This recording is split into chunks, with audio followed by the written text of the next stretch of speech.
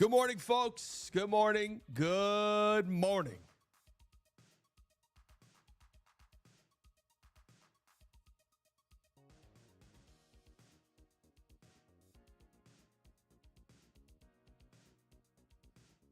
We had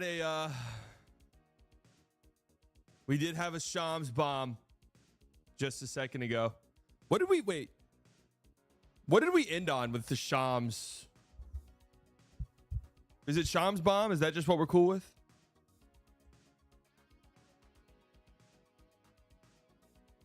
Slightly technical difficulties. What's wrong?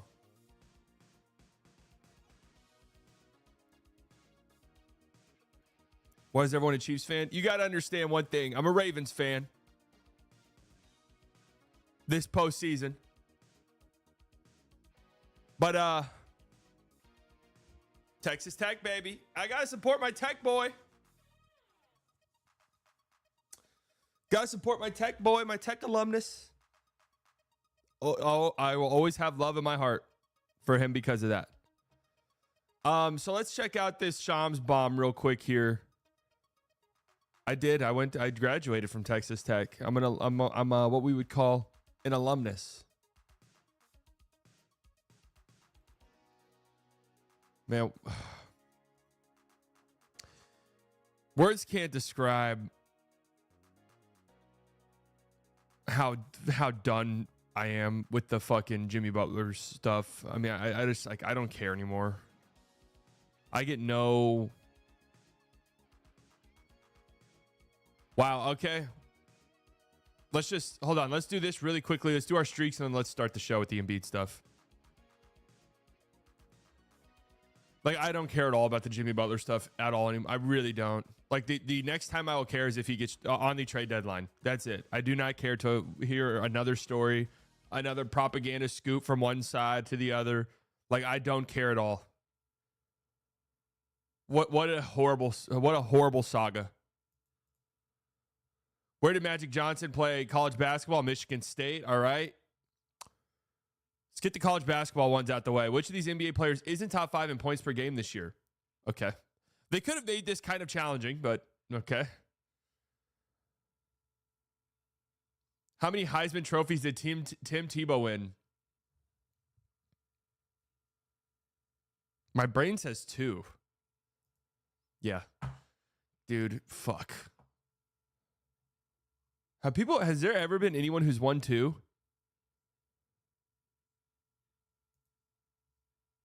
Who did Ohio State beat last weekend and make the finals of the college football playoff? Texas.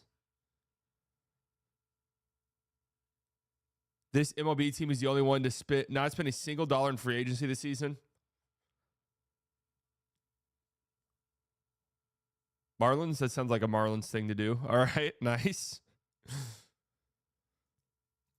When did the Tigers last make the World Series? 2010s. They lost to the Giants. 2014, I believe. When did the Tigers last win the World Series? Did they win one in the 2000s? Did they win that year when they had Maglio Ordonez? I don't think they did. 80s, maybe? Nice. Who had the most NBA points among players taken in the 2014 NBA draft? This feels like a trick question.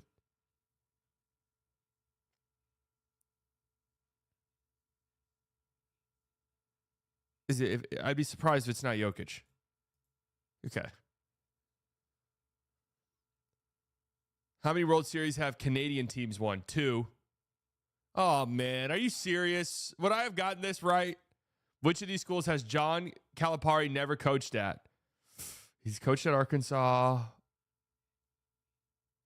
Louisville? Oh, my God. I would have gotten a 10 out of 10.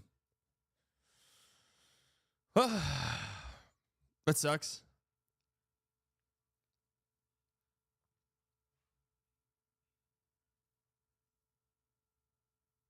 Maglio Ordonez, top 10 baseball name of all time. It really does roll off the tongue. Is that another Shams bomb?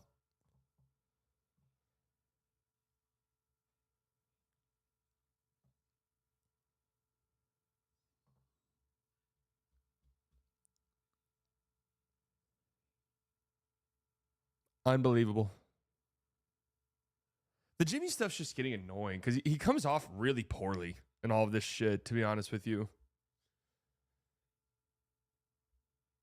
Oh, no, it's a Jeff Passenbaum. I do have Jeff Passan's notifications on just because I love, no matter the sport, I love the rush of a.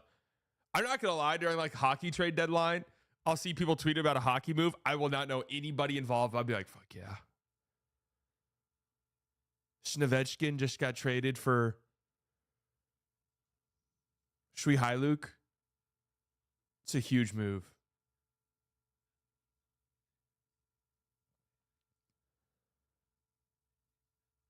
Thoughts on the Switch 2?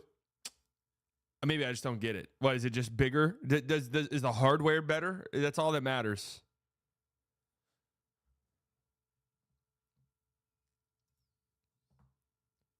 The hardware is going to be better, or we don't know yet? Eagles offensive coordinator Kellen Moore is interviewing virtually today for the Dallas Cowboys head coaching job.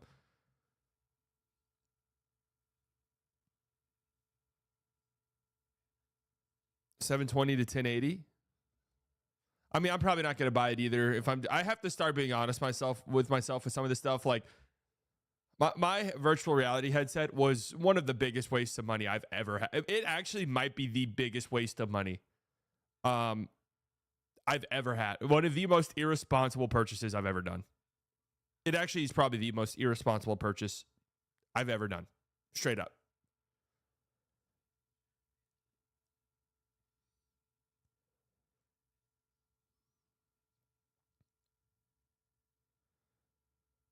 Guys, I'm gonna be honest with you. We have some Mavericks like rumors that are involved in some of the stuff we're talking about today. But outside of that, I really don't feel like talking about the Mavs much. I mean, I don't know. I don't have much else to say. I did a full rambling video yesterday, and then I talked for 30 minutes on Bleacher Report. I actually don't have anything else to say. I moved from Dallas to Louisiana last year and was proud to have a much better team than the Pels, but I am scared now. The Mavs are still better than the Pels.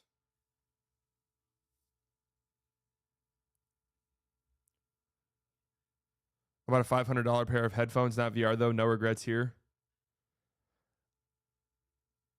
I mean, maybe it collects dust right now, but maybe it'll come in handy at some point. I don't know.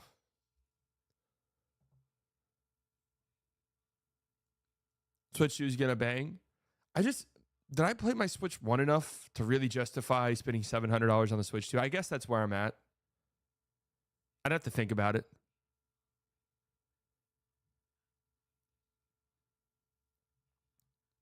If the hardware is really as good as y'all are saying, then maybe.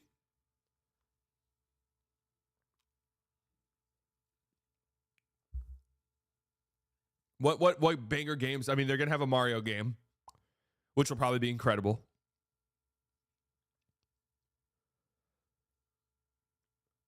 Are we going to get a new Metroid game? Like, they just came out with a new Zelda game. What banger are they going to come out with to get us to go buy a Switch 2? Mario Kart 9's cool. It's too much of a party game for me. I don't play Mario Kart 9 with Mario Kart with any regularity enough to like go out and buy a console for it. They've been saying Metroid's on the way for like a decade.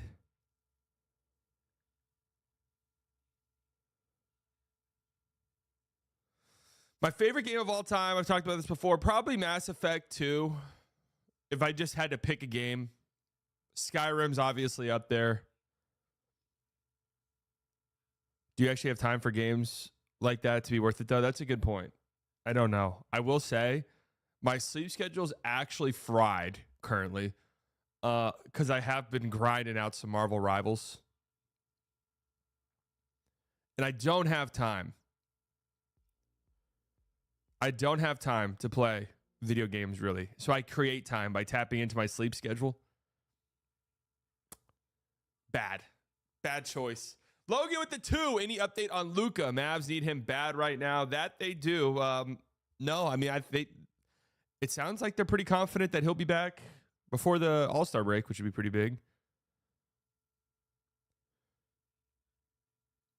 No, slightly healer. I'm a Mantis main in ranked. I think I'm easy working my way up, obviously. So playing in bronze, but I was looking at my ranked record last night. It's something stupid. I'm like 15-4, some shit.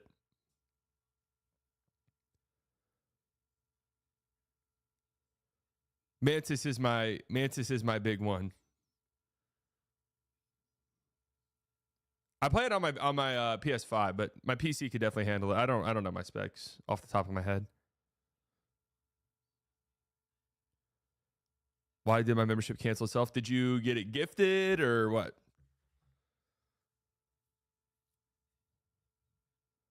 Can you use your healer expertise on the Mavs roster? I've seen that 3 healers is the meta now, huh? That's what everyone's doing. 3 healers in the game. What healers? I mean, you have to have some that do damage. So what, like Cloak and Dagger? Cloak and Dagger's got to be one of them.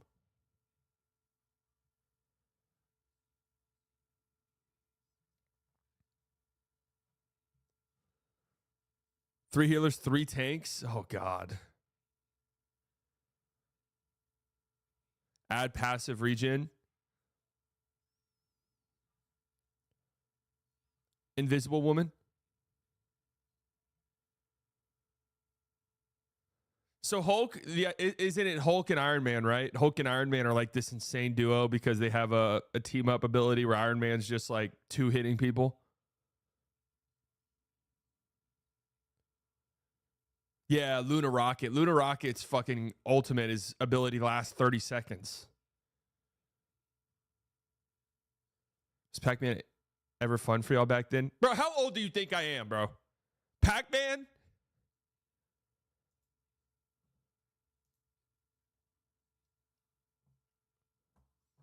Are you serious?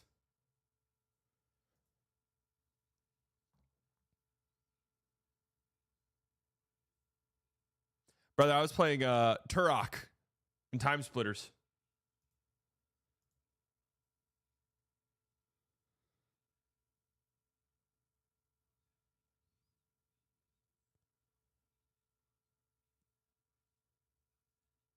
When was the last time you got a Dig Dug game in? Pong? Yeah, I was more of a Pong guy. I remember this vividly. I have no clue why the fuck I remember this so vividly. I was young. I mean, probably had to be 4 or 5 years old. Was in the waiting room of a doctor's office or something. I think I was probably playing a little Game Boy or some shit just to keep me occupied. And this older gentleman next to me started talking about video games to me and my dad. It wasn't like a weird, creepy thing. My dad was right there, and they were just talking. He was like, I used to play this bomber game. It was one of the first games that came out. You were a bomber, and you flew over, and you controlled the bombers. And in my 4-year-old brain, I was like, that sounds like the greatest game ever made. Like, that sounds so fun.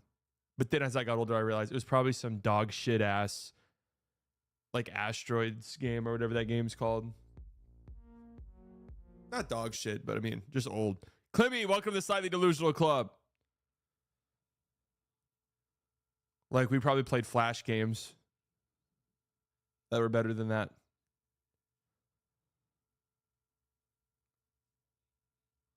$1942 for Commodore 64. That might have been what it was. Yeah, always conditioning the youth for bombing. That's true. All right, folks. It is Friday, January 17th, 11 a.m. Central Standard Time. Welcome in to Slightly Early. Hold on. I'm going to redo this. My audio levels were low. Am I quiet? No, I just had this too low.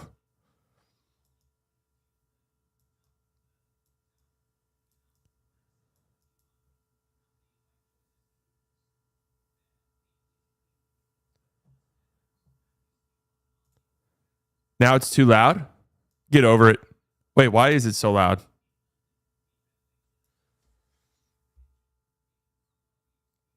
Jersey is fire. Thank you. Shout out to Patrick Mahomes, man. Shout out to him. How many times did the Bleacher Report chat call you an idiot? I don't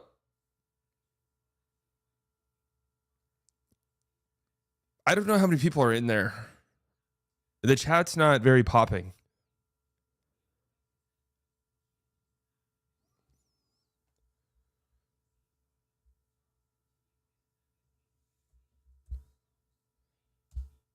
I'm not sure what the deal is there. This is a safe space, B-Dot.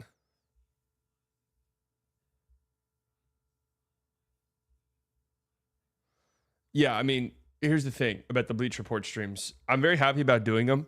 The idea would be that it's tapping me into a different audience, just like your typical Bleach Report viewer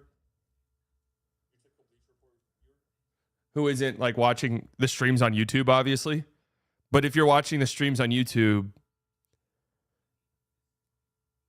and listening to Locked On, like, I'm gonna be honest, I'm not saying much new.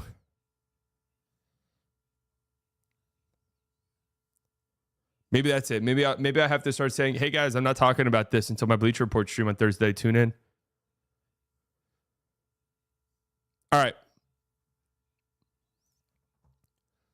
Good morning, folks. It is Friday, January 17th, 11:02 a.m. Central Standard Time. Welcome into Slightly Early. If you're listening to this on Spotify, leave a 5-star review. It helps out so much. If you're wondering why this isn't on an Apple yet, I don't know. I sent it in to be approved months ago, and it's still pending approval. So clearly, there's something on my end that I have to look at. Slightly, you look older than the last time I saw you. Okay, thank you. Thanks for that. All right, let's get into the show today. We have to start out here. We got a Shams bomb as we were going live over on YouTube. Shams Charania. 76ers say Embiid participated in an on-the-court workout Thursday and experienced an increase in knee swelling following the session.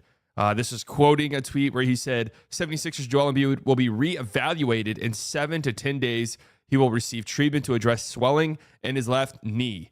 I was listening to Bill Simmons' podcast last night. Shout out to the GOAT. Shout out to the Podfather. And he was making a point how Embiid is well on his way to missing half of the games in his entire career. When you think about that, that's absolutely crazy, considering he's played in 400 games. Like, that's one thing if it's like, oh, you know, Embiid's played, you know, like 100 games in his career and he's missed 400 career games. Been in the league now for what, 11 years? 8 years? 10 years. He got drafted in 2014. Missing half of the games is absolutely crazy. He has not played since January 4th. And it's kind of, you know, it kind of sucks for them. Here's the last. So December 20th, Embiid plays against the Charlotte Hornets. 34 points, 9 assists. They win the game by 10 points. Embiid sits out December 21st against the Cavaliers. They lose by 27 points. Second night of a back-to-back, whatever, you're taking it easy with them. Embiid plays against the Spurs December 23rd. Only 14 minutes. They do win that game by 5 points. Then they go to Boston. Remember that? Christmas Day. Embiid, 27 points, 9 rebounds, 8 of 15 from the field. Sixers win that game. Then they go to Utah December 28th, 32 for Embiid. Sixers win that game by 3. Then they go to Portland. 37 points for Embiid, 12 of 21. They win that game by 22. Then Embiid rests New Year's Day against the Kings. Sixers lose that game. Plays at Golden State the next night, 28-14, but they lose that game by 34 points. He plays January 4th against the Nets, 28-12 in 28 minutes. Sixers win by 29. He has not played since then. So let's just do some quick math here. 1, 2, 3, 4, 5, 6. They're 6-1 in the last 7 games that Embiid has played. But unfortunately, he cannot stay on the basketball court. And unfortunately, this is probably the nail in the coffin for their season, actually. We've kind of joked about, well, the Sixers, you know, they could just, it feels like in the Eastern Conference, no matter what, the Sixers could go on, a 6-game winning streak to close out the season, no matter what the record is, and sneak into the play-in tournament somehow. I'm not so sure about that any longer. The Sixers are 2 games out of the 10th spot right now in the play-in tournament. 15-24. 4 straight losses. 3-7 in their last 10. Here's the big problem for them. Big problem. And this is reevaluated. And so I was mentioning this. I don't remember when. We were talking about Embiid. Is Embiid cooked? Is it over for Embiid? We kind of talked about this, though, that there was some Sixers fans were speculating that he's been missing time with a foot sprain. This is what they were saying. Sixers fans were speculating that there was actually some knee swelling, and they weren't being truthful with their reporting on his injury. They didn't want to say it, but he was having knee swelling in the same knee that's been giving him problems. And if this becomes a reoccurring problem, I think Embiid's career might, I wouldn't say it's over because it's not like he's going to retire, but you probably start to look at Embiid and the Sixers in a completely and totally different light. It becomes more of the, well, if Embiid can play 40 games, like, it becomes that type of conversation. He's going to be 31 years old when the playoffs start, which they're probably not even going to be in. So what's the best case scenario now for Embiid and the Sixers? He's 32 years old next year at the start of the playoffs. Oh.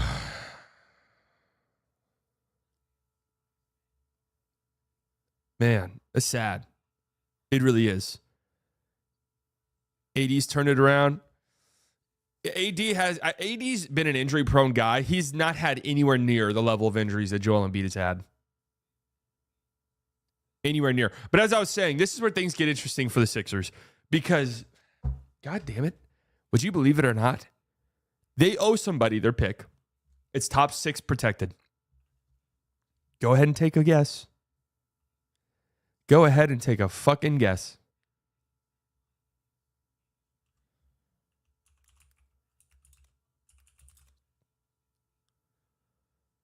The Oklahoma City Thunder have their pick protected.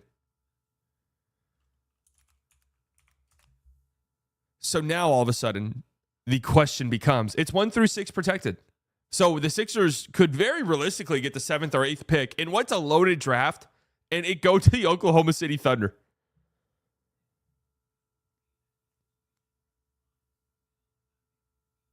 Think about that.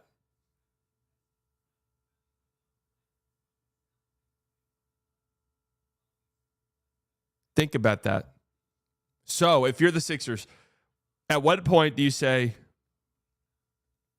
this shit's cooked? Jared McCain's out for the year. Embiid, who knows? This is one of those weird injuries where would we be that surprised if in 10 days it's like, hey, they got to do a procedure on Embiid's knee to like clean some stuff up? He's probably done for the year. Would that be that, like a scale of 1 to 10? Where's that on the surprise scale for you guys? That'd be about a 4 for me. I'd be very unsurprised.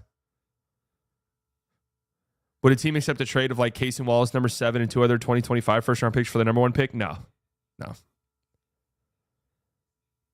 You expect that? Yeah, I mean, that would not surprise me in the slightest. And then the interesting question becomes, well, do you lick your wounds with Paul George? It's not like Paul George hasn't been good. Is there, like, if a team came to you, if you're the Sixers, like, let's just play this made-up scenario. If a team came to you, you're the Sixers, Jared McCain's out for the year. Let's just say Embiid's going to miss some decent amount of time, we think. We owe somebody our pick, top 1 through 6 protected.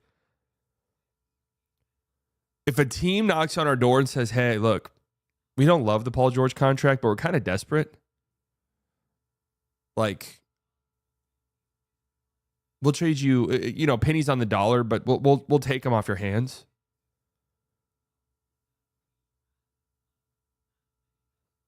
Would they do it? Would the Sixers do it? Yeah, that's true. That's true. Paul George deserves a statue in Oklahoma City. Absolutely. Finished third in MVP voting that when he was there. Signed that contract extension. They had the party with Russell Westbrook. Remember that? I mean, he built them a fucking dynasty, man. Yeah, he deserves a ring. Honestly, Paul George should get a standing ovation every time he's in OKC. A standing ovation. The arena should be Paul George. Paul George. I'd be chanting that.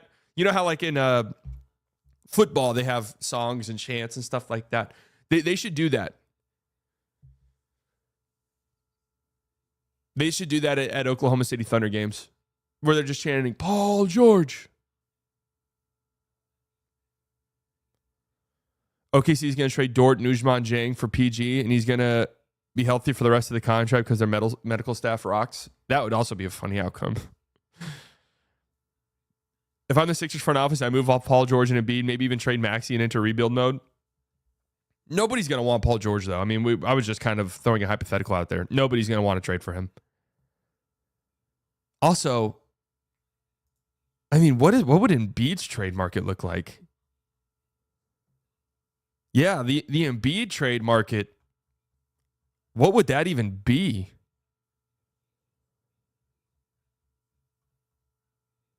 I mean, dude, that Embiid contract, wow. 51 this year, 55 next year, 57, 26, 27, 62, 27, 28, and a player option, 28, 29, 67. Whoa, dude. I mean, that's a catastrophe. Yeah, he's about to turn 31, and he's already has like knee swelling that will not go away. 2029. Bro. I mean, what do you even do at this point?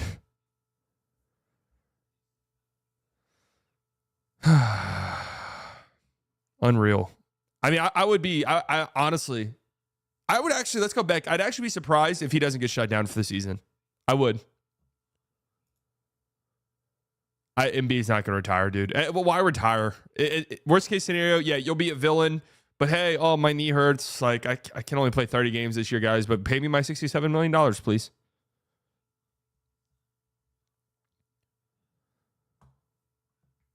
Please pay me my $67 million. Thank you very much, sir.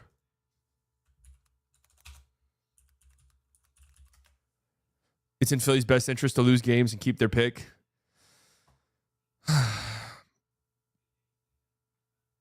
mean, they do have some work to do. Like, you got to be in the top 6.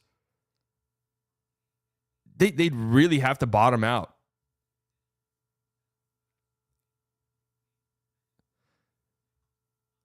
You'd have to try and finish below. Oh, man. I don't know how. Yeah, they would have a better chance of making the play-in tournament. Otherwise, you'd be hoping for lottery luck. Are you better defensively or offensively? Offensively. Unless they try to start bottoming it out now, maybe you can talk yourself in. Dude, the Nets might win 2 or 3 games the rest of the season. So the lineups they've been putting out there, the Sixers, if you try to bottom out now, maybe you can talk yourself into like the Raptors. They're a young team. Like, you know, sure, they're tanking, but they're not tanking. They got young players that they're hoping to develop. Maybe they start winning some more games, and maybe the Pelicans, who have been playing better, keep playing better. Maybe they can pass us. Blazers win a few games here and there. You're not going to finish below the Wizards.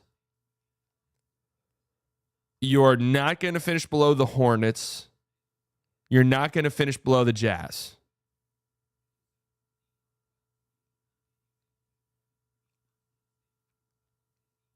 Maybe Embiid was crying when Toronto beat them because he knew that was his only chance. It's actually kind of sad to think about.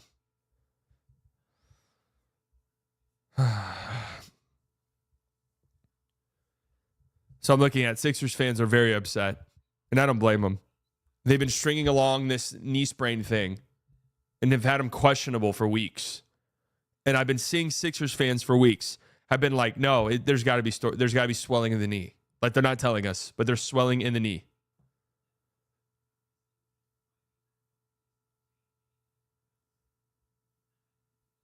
Is Deion Sanders to the Cowboys actually going to happen?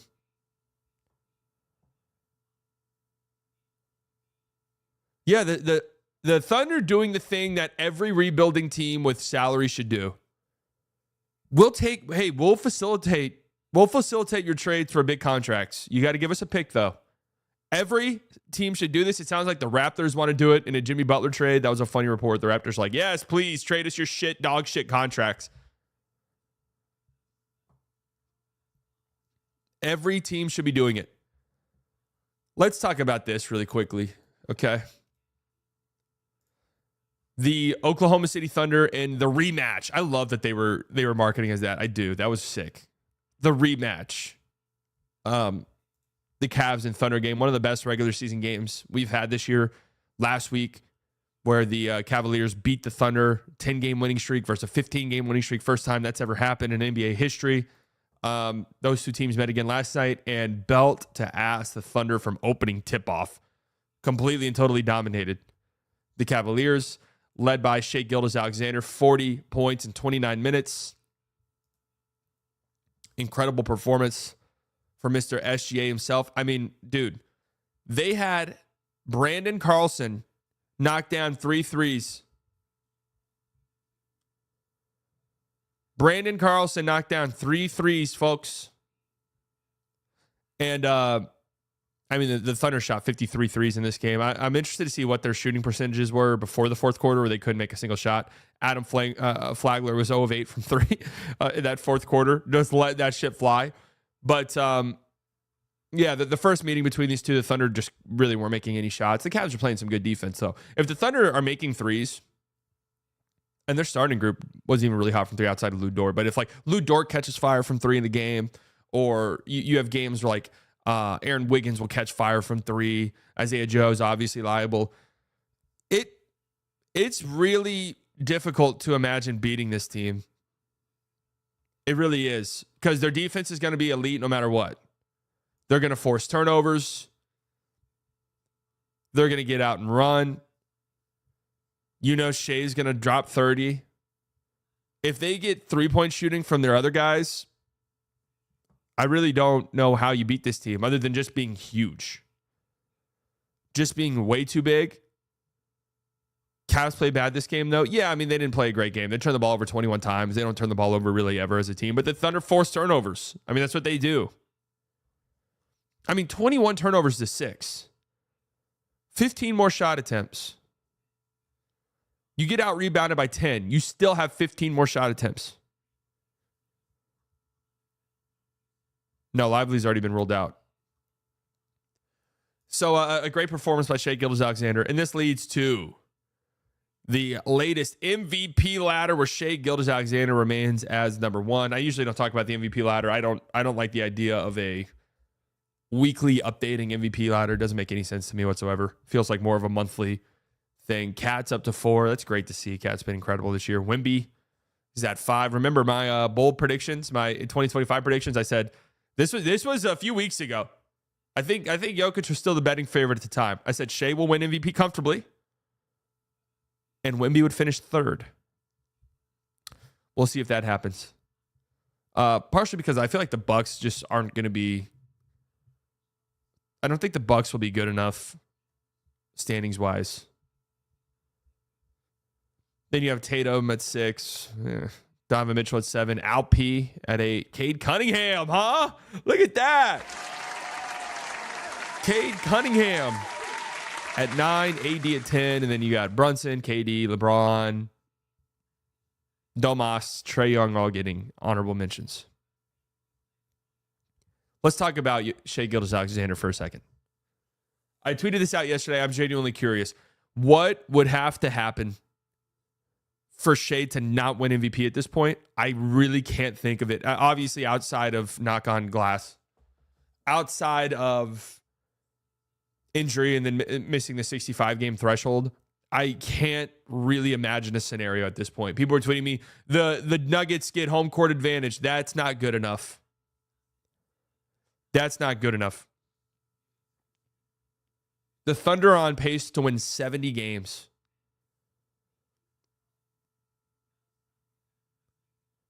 The Thunder are on pace to win 70 games. And, you know, their team is incredibly deep, right? They have a great basketball team. They have a plus 17 net rating when Shai Gilgeous-Alexander is on the court. Plus 17, huge. It's plus 0.2 when he's off.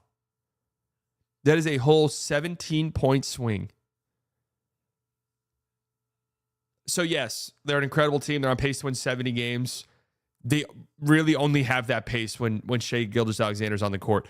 And that's even crazier to me because they've been without their second best player for pretty much the whole season. Like Chet, the way Chet was playing to start the year, their second best player. I think, you know, going into the season, maybe you could argue Jada, but Chet was by far their second best player. He's been out. Chet and Isaiah Hartenstein have yet to play a single game together. They're still on pace to win 70 games. Shai comes out every night, is a consistent 30 points. 64% true shooting on the season. That's higher than Jokic's true shooting, by the way. Shai Gilgeous-Alexander is the leader in scoring.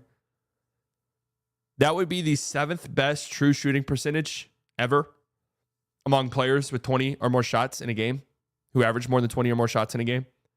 7th best among 378 across the history of the NBA. Trailing 2016 Steph. Unbelievable season. Listen to this. 2016 Steph, number 1 on that list. 2023 Steph, number 2 on that list. 2021 Steph, number 3 on that list. Then you have 23 Embiid, number 4. 23 Dame, number 5. Dame was incredible that year. And Embiid last year, number 6. So looking at that list, you had 2016 Steph, 1 MVP, obviously. 23 Embiid, 1 MVP. So you watch a lot more OKC games than I do, but every time I watch him, SGA is single coverage in the paint. Why don't teams double him and make J-Dub others beat you like Luka? A lot of 1v1 matchups. No, he does get double teams. He does see a good amount of double teams. Yeah, and he dribbles past double teams. He shoots over double teams.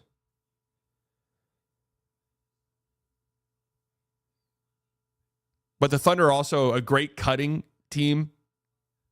Great driving team. A lot of guys who can drive and take you off the dribble. So double teaming is a little bit risky.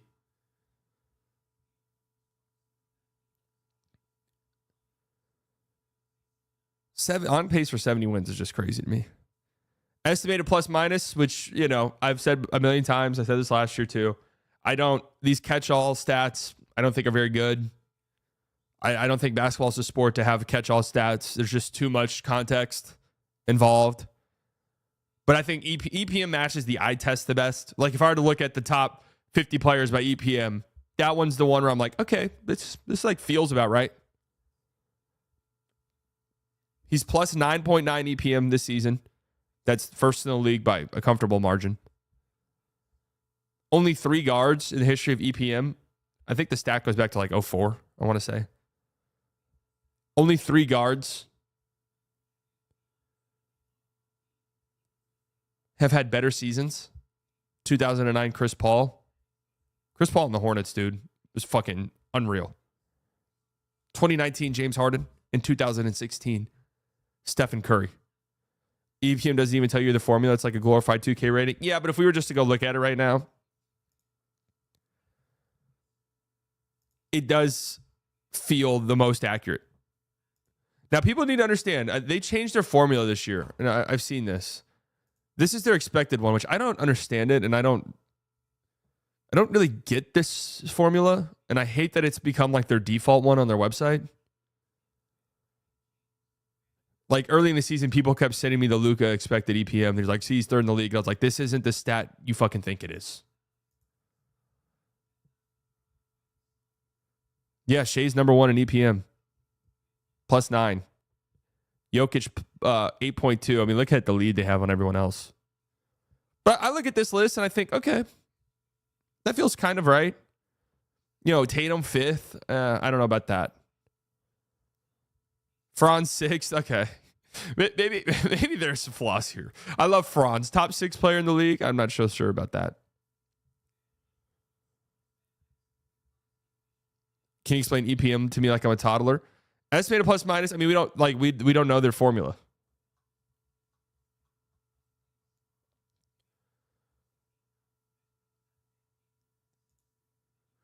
Estimated plus minus is an all-in-one player metric that predicts a player's contribution to the team's in points per 100 possessions. Previously, EPM was retrodictive, estimating past impact using only data in individual seasons. Why this version stabilized fairly quickly and had some predictive quality, there was much to be gained by using more data and optimizing it to be forward-looking. So if we were to look at their new expected model, I'm not so sure this one is... Like Embiid, how could you predict that, I guess? But Embiid's 4th here on their predictive one.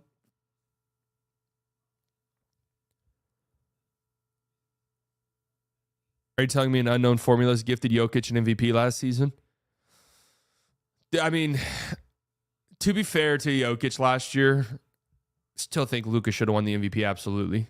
But to be fair to Jokic last year, he led in like every single one of the catch-all metrics pretty much.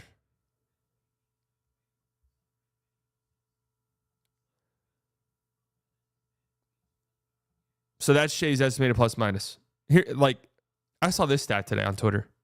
Now, there needs to be some context added to this.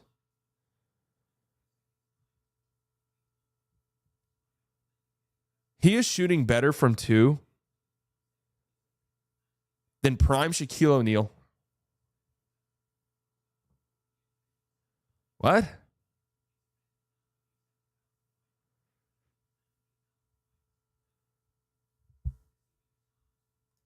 I mean, that's crazy. There's several guards who are doing it. Mikal Bridges is shooting better from 2 this year than prime Shaquille O'Neal. I mean, a lot of context there. It's a much more efficient league now. The floor is much more spaced out. Shaq would probably be much more efficient in today's NBA with the floor spacing than he was 20 years ago. Probably because all of his misses don't count as a miss since a foul was called. But he's not even really shooting that many free throws compared to years past for him. I mean, he's at 8 free throws a game. That's about in line, I would say, with your lead ball handlers. He has the lowest free throw rate he's had in a season since 2020.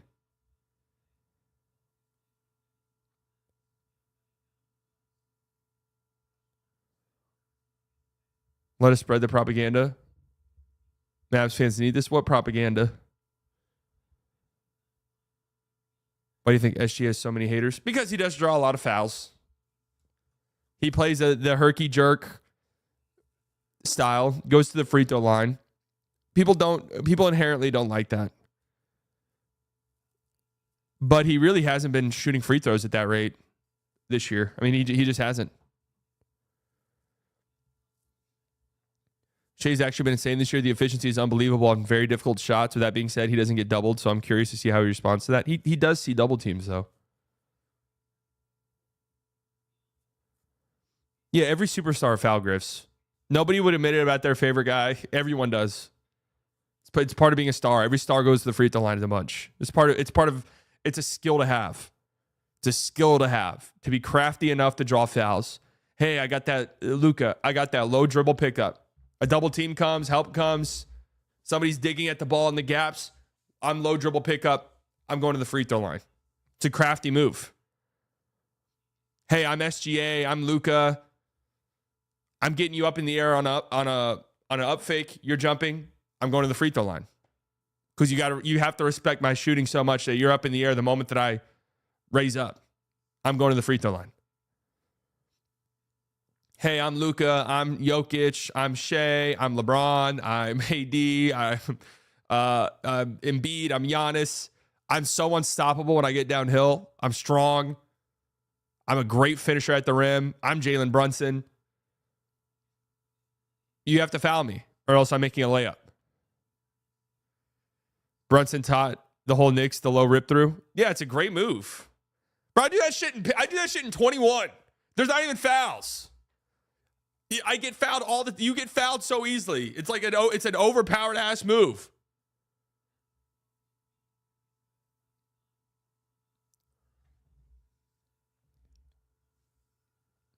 Refs are dumb. I mean, that's not it is a foul. It's a foul. You have your hands in the cookie jar.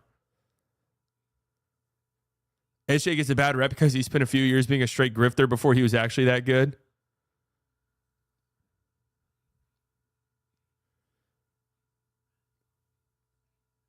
Yeah, I mean, there's a reason why all these guys go to the free throw line a bunch. It's because they're fucking unguardable. Like, you have to foul them.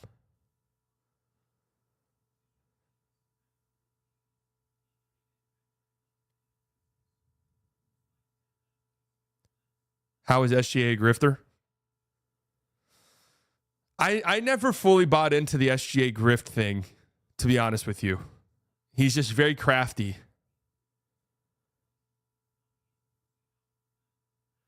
He's very crafty. He's very shifty. His deacceleration is legendary.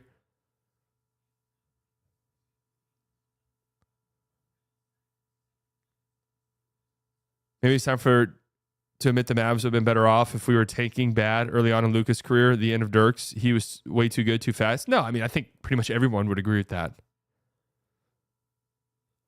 Somebody left a comment on my last video. Reader's gifted 5 memberships. Let's cop it up for Reader.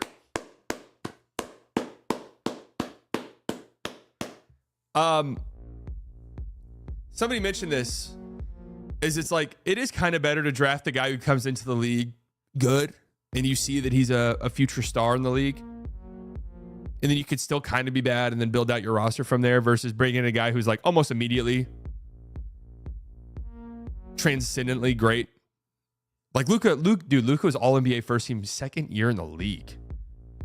If it weren't for COVID delaying the year, he would have been the youngest player ever to make first team All NBA.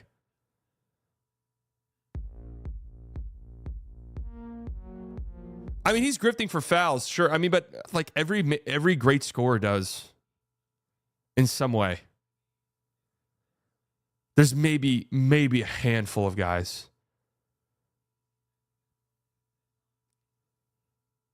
Like, does Kyrie grift? No, probably not. There's maybe a small handful of like super ethical hoopers who are not grifting in some capacity.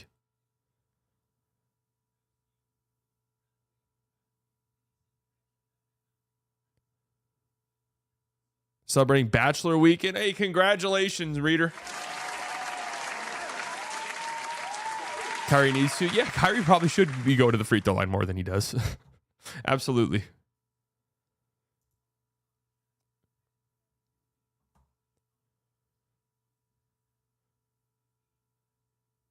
Thunder aren't a team of a bunch of high lottery picks. Only Chet.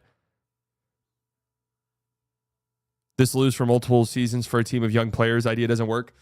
Okay, so I was thinking about this because sure, they don't have like super high lottery picks. Chet changed their franchise. Absolutely. I mean, they're winning games without him, but they're not a championship contending team unless Chet's back. I mean, I guess they could be, but they're not like the favorites like they are now unless Chet's back into the mix. So that absolutely matters. But also, you have to think about it in the sense that them being bad and rebuilding allowed them to trade pieces away, absorb terrible contracts because it didn't matter to them at the time, and build their roster that way. So while you are right, like they didn't take, I mean, I'm trying to think of their high lottery picks. Yeah, Josh Giddey didn't pan out. Who are some of their other like high lotto picks? You had Chet, obviously.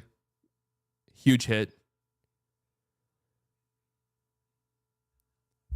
And then like Ujman Jang. Where did Jang get drafted? J-Dub was 12th, and that was the Clippers pick, by the way.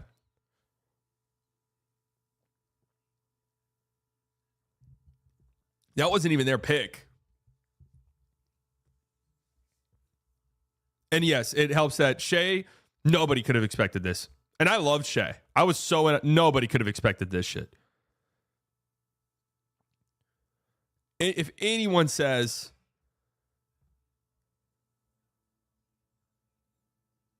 If anyone says,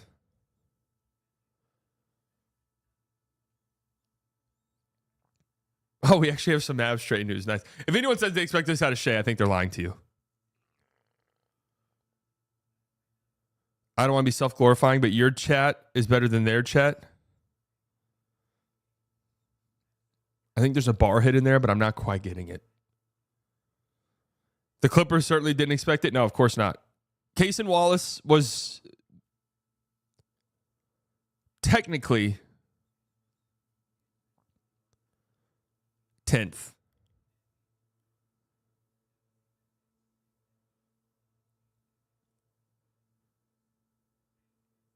Right?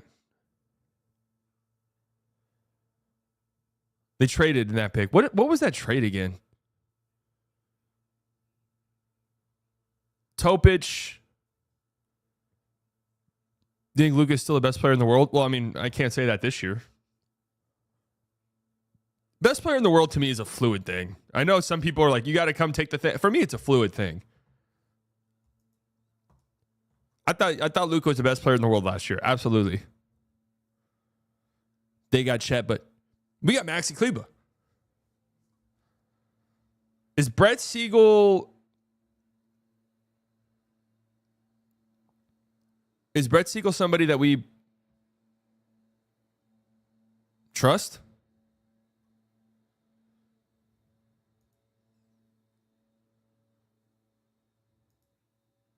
I always kind of forget how, like, who's reliable and who's not.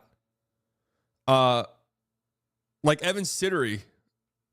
People, it's funny because even I saw Suns fans are like, oh, he's not reliable. He's not reliable. We don't trust him. Oh, Siddery. And he was the one who was saying, like, yo, watch, like, Nick Richards to the Suns is probably going to happen. All right. Okay.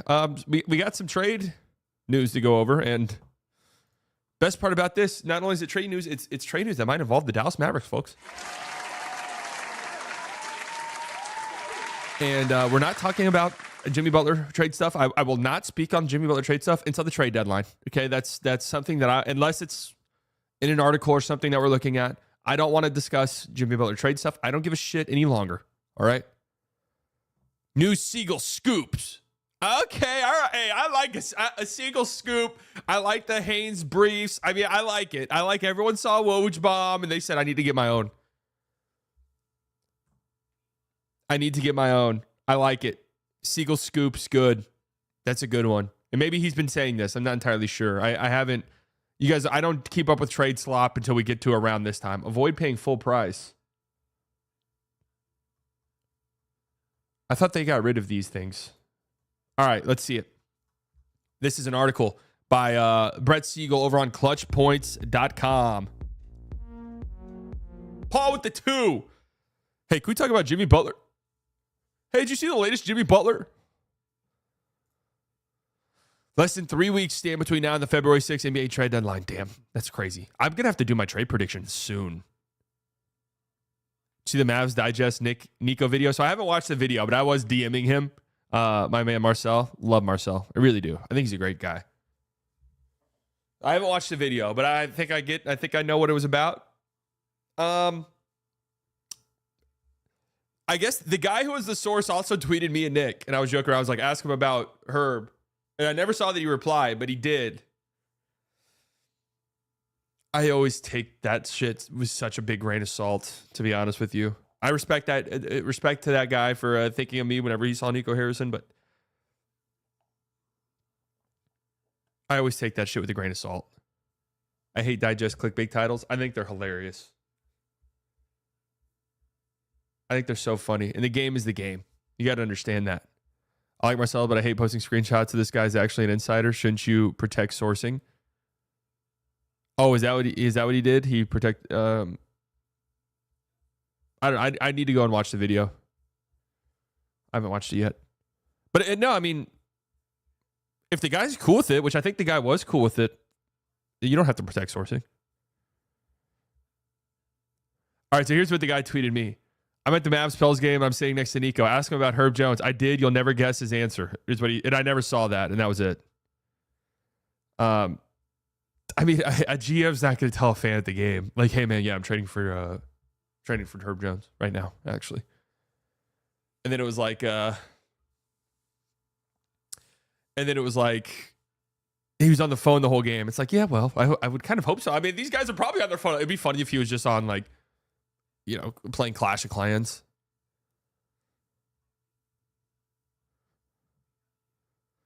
Following the Phoenix Suns' deal to acquire big man Nick Richards, yet the biggest rumors regarding the Suns in the NBA trade market as a whole revolve around Jimmy Butler. Is Wordle still a thing? Whether or not Butler will be traded is the question everyone around the league has been asking for weeks. Still, there's no clarity about what exactly the Heat will do. On one hand, Pat Riley and the Heat's front office have actively searched the market for a trade that makes sense. This has been met with Phoenix being the only hardcore trade suitor for Butler. However, the Suns' only path to completing a trade with the Heat involves Bradley Beal, who Miami holds zero interest in. It ain't happening, man. I mean, once you really let that click, it ain't happening. Who is going to do it? Look around the league. Who's going to do it?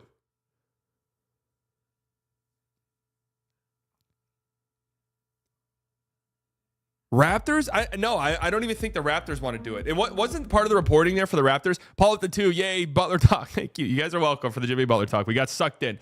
Literally 30 seconds after I said I'm done talking about it. But wasn't part of the Raptors thing was like, yeah, we'll take contracts. Not Beal, though. We'll take contracts, though.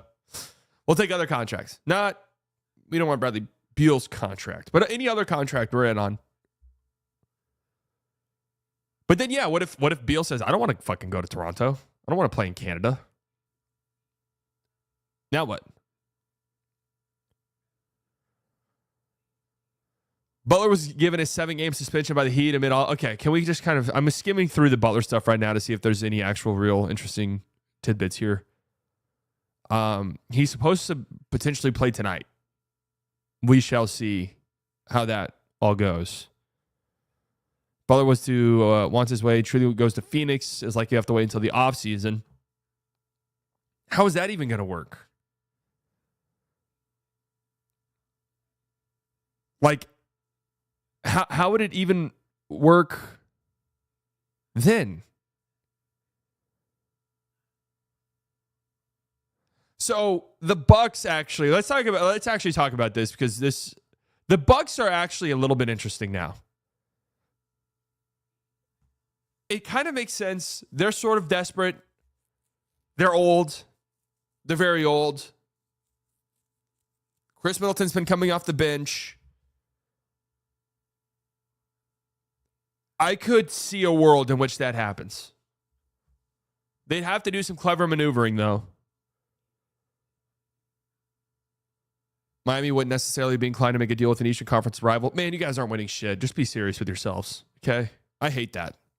We don't want to trade him to a rival. You guys aren't winning a fucking thing. It doesn't matter.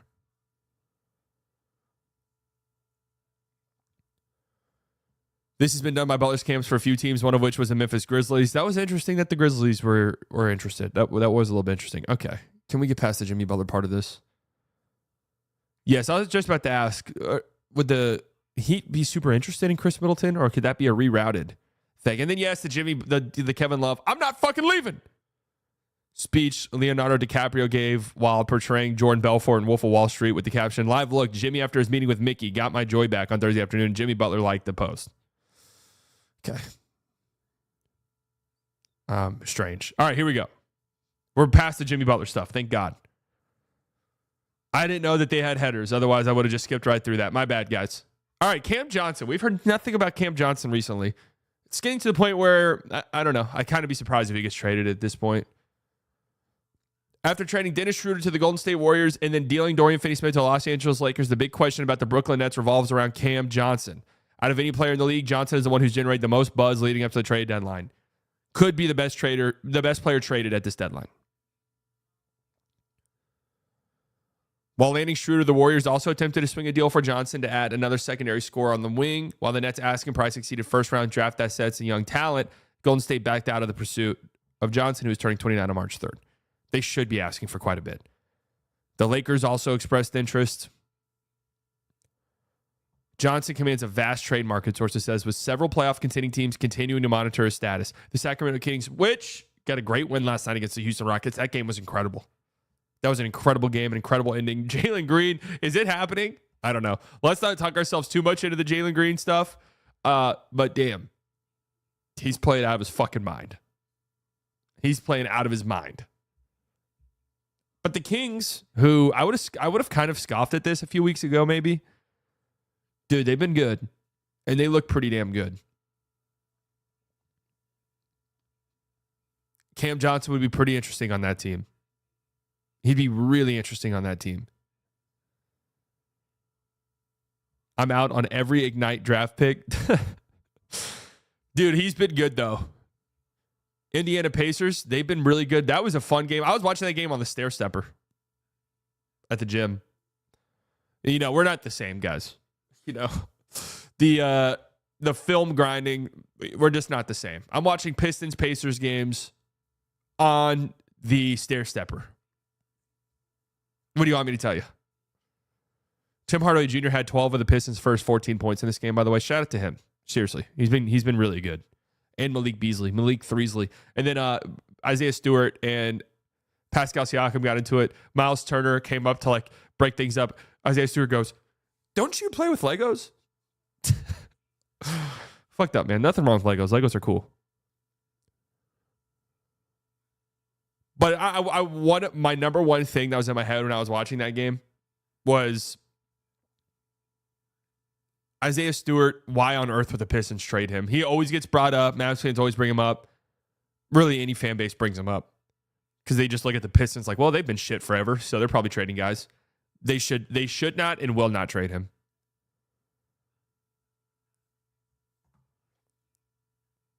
The Orlando Magic are interested in Cam Johnson. That would fit like a glove. Yes, Isaiah Stewart did say that, yes. And the Memphis Grizzlies fit like a glove. Oh, man, that would be disgusting. Peace out, Em. With that said, many are questioning if the Nets would be reluctant to negotiate with Memphis due to the Grizzlies' attempt to undermine them during discussions for Finney Smith. Drama! The Magic are an obvious suitor for Johnson given their need for floor spacer on the wing next to Franz Wagner and Paolo Banchero. As a team, Orlando is shooting just 30% from three. Jesus.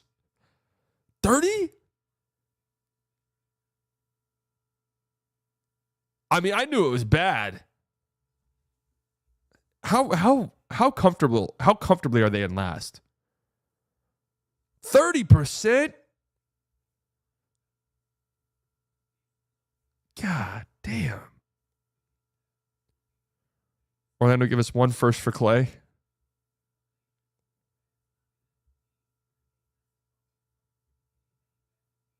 Dude, I mean, kudos to them. 30%, that's last by a lot. Like, the next closest is 33%, and that's Washington. And 3 percentage points is a lot. Like, just for a frame of reference, 3 percentage points is the same distance between Washington, who's 29th, and the Clippers, who are 14th.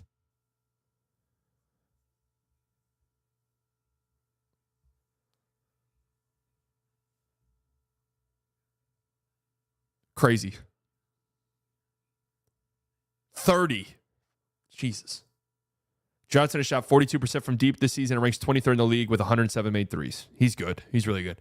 As for the Pacers, they recently held brief trade negotiations with the Nets regarding Johnson. Sources said if Indiana emerged as a top suitor for Johnson between now and the trade deadline, they would need to find a way to come up with close to $27 million in outgoing salaries to account for his apron salary due to incentive bonuses. Oh, that makes it difficult.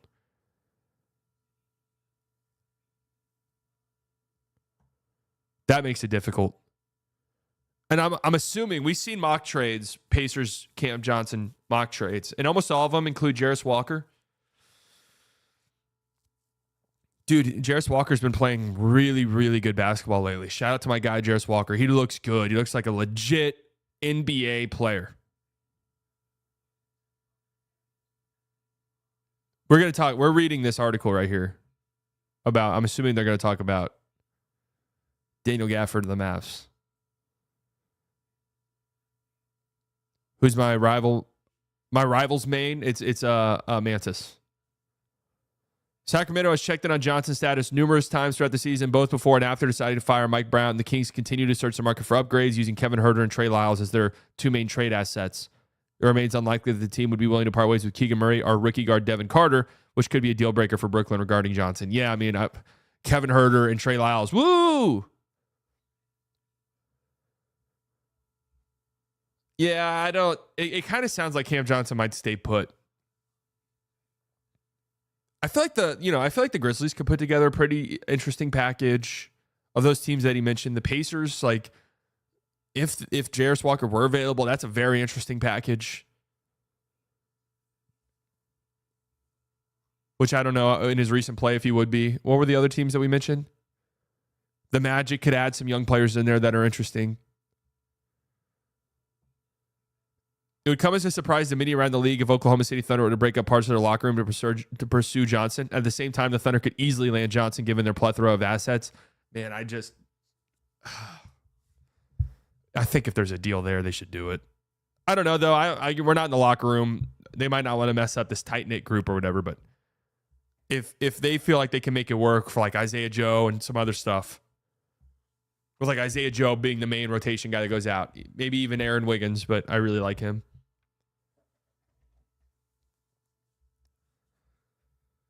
God, that would be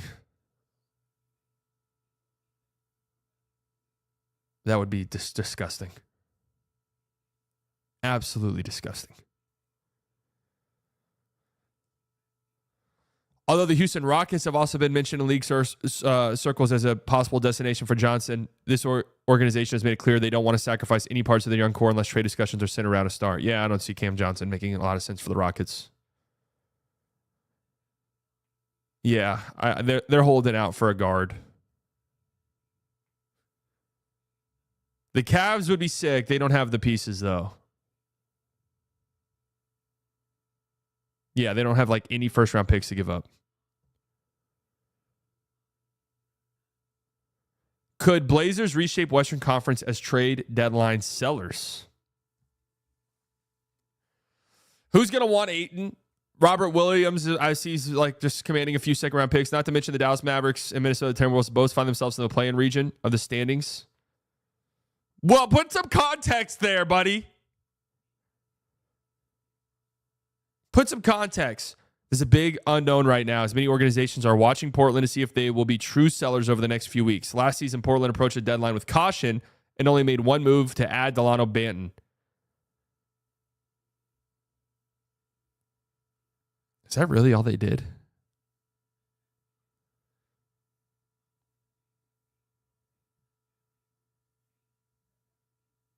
Didn't Brogdon spend the whole year there? Mavs choose not to protest the loss for the Pelicans, really? I mean, protesting wouldn't have worked. It only really works if they incorrectly implement a rule or incorrectly or fuck up a ruling. The last time it worked, they said Shaq fouled out of the game when he only had 5.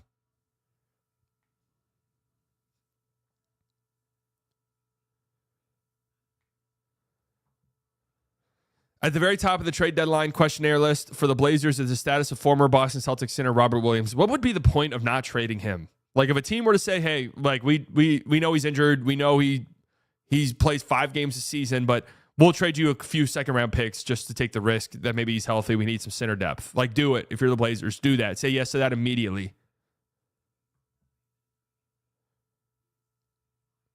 All of the trade inquiries that Portland has received for their big men have been met with a level of hesitancy, as Williams was a player the Blazers specifically wanted when negotiating a Drew Holiday trade with the Celtics in 2023. Stop fucking around, man. Portland truly views the 27-year-old as a positive asset, and they would be more than comfortable keeping him on their roster through the end of the 24-25 season. Sally, would there be a better stonewall defense with Luka and Dinny in the league, just standing there and letting defenders run into you? Is Dinny for real in the market? At some point, the Blazers will be forced to make some decisions in their front court with Williams, Klingon, and former first overall pick DeAndre Ayton. Yeah, Ayton. Yeah, I was about to say, there's no way Ayton has a trade market. Anthony Simons and Jeremy Grant are two other discussed talents. You fucked up on the Jeremy Grant front. Set to turn 31 in March. Grant has seen his role decline drastically with the Blazers this season. 15 points per game, 13 shot attempts. You fucked up there. Although the organization still values what Grant brings to the table, many around the league have wondered if the Blazers would look to sell high on him while they can. However, the market for players 30 or older have not been kind to teams as of late, especially after seeing Schroeder and Finney-Smith be traded for second-round assets. Is it true they could have gotten a first-round pick for him last year and they turned it down? Or am I just misremembering things?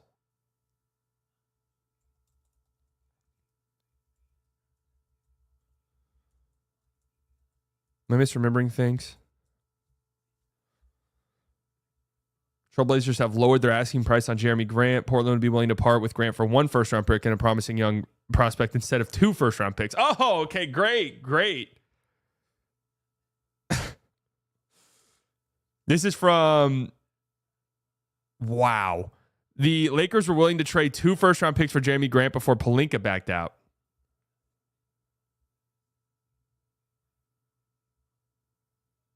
That sounds a little... That sounds almost unbelievable, to be honest with you.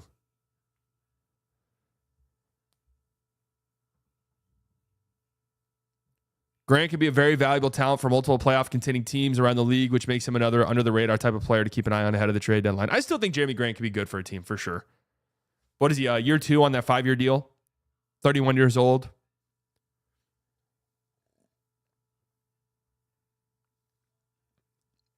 The possibility of Grant suddenly becoming the best player to be moved at the deadline is real. Oh, God. Jesus. As far as Simons and his future with the Blazers, dude, he's been in trade talks forever. Probably ever since he came into the league. Crazy he was in the same draft class as Luka. The organization is not opposed to hearing offers for the 25-year-old guard. Neither the Blazers nor Simons are actively seeking a trade yet. It does appear as if this team is beginning to give more opportunities to Scoot Henderson as the primary guard in their backcourt. Simons is nasty. I'd be interested to see what his market would be. Oh, that's it. Oh, wait, no. This is a long article. Here we go. Western Conference buyers emerging. Here comes the big news. Several teams of the Western Conference are actively searching the market for upgrades at the trade deadline. Other teams like the Kings, Grizzlies, Dallas Mavericks, LA Clippers, and Denver Nuggets have been exploring the possibility of secondary additions. Let's go. Sacramento continues to be one of the more intriguing teams to follow ahead of the trade deadline. They seem like they're busy. Not only pertaining to their pursuit of Cam Johnson, but also as a team that could shift their focus to Grant. I always thought Jeremy Grant was good on the Kings. I think in the offseason prediction video I did this past offseason, and I think at the trade deadline prediction video I did last year, I'm trying to remember. I've had Kyle Kuzma going to the Kings like 5 different times. John Collins. There was some John Collins rumors recently. Was that for the Kings? There was a John Collins rumor going around, actually. What team was that for? Was it Sacramento?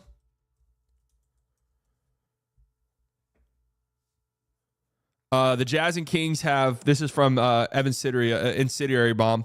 The Jazz and Kings have conducted exploratory trade talks centered on John Collins. Sacramento can make salaries work while avoiding the tax by including Kevin Huerter and Trey Lyles. That'd be kind of interesting. Are other bigger names available? Many anticipate the Kings pulling off a decent-sized move before the trade deadline by utilizing the contracts of Huerter and Lyles. There have been multiple teams that have contacted the Kings about all-star guard De'Aaron Fox. Sources said all of them have been met with a swift no, and Fox is not available whatsoever. Yeah, there was maybe a time earlier in the season, around the time Mike Brown got fired, where it was like, dude, could Fox get traded between now and the trade deadline? Disappointment is the best word that can describe the Mavs and Timberwolves this season after they faced off against one another in the Western Conference Finals last season. I mean, these teams are not comparable in their level of disappointment. Okay? Like, let me defend my boys a little bit here. These teams are not very comparable. While injuries have limited Dallas's, okay, thank you, overall potential during the first half of the season, chemistry has been the issue for Minnesota ever since they traded Karl Anthony Towns to the New York Knicks. The Mavs are currently 22-19, whereas the Wolves are 21-19. Despite their tight cap situation, the Mavericks have been active in trade discussions, as general manager Nico Harrison has proven that he isn't afraid to make aggressive moves to bolster his team's chances of winning right now. Last season, Harrison went out. I'm kind of excited about this. I haven't heard any real rumors for the Mavs. Harrison went out and added PJ Washington and Daniel Gafford, two moves that ultimately helped Dallas make it to the NBA Finals for the first time since 2011. Once again, Harrison and his staff have been searching the market for a key two-way wing, sources said. Maxi Kleber, Dwight Powell, Jane Hardy, and Olivier Maxence Prosper are the main assets the Mavs can utilize to explore possible upgrades at the trade deadline. It's not a great grouping of names. As far as draft assets, Dallas has 1 second-round pick in 2025 to their name, and they can trade their 2025 first-round pick outright, as well as their 2031 one, right? It would be a surprise if the Mavs moved either Gafford or Washington, and there's been some pushback to the idea of them trading Quentin Grimes due to Luka Doncic's and Kyrie Irving's injury concerns. Then again, Gafford could be their path to an immediate upgrade on the wing. If they were serious about trading away the center, there could be a path to the Dallas pursuing Washington Wizards for Kyle Kuzma. Oh, God. One interesting name that comes up in conversations about the Mavs is Utah Jazz veteran guard Jordan Clarkson. That was me on my Bleacher Report stream. That wasn't real reporting. That was me on my Bleacher Report stream, guys.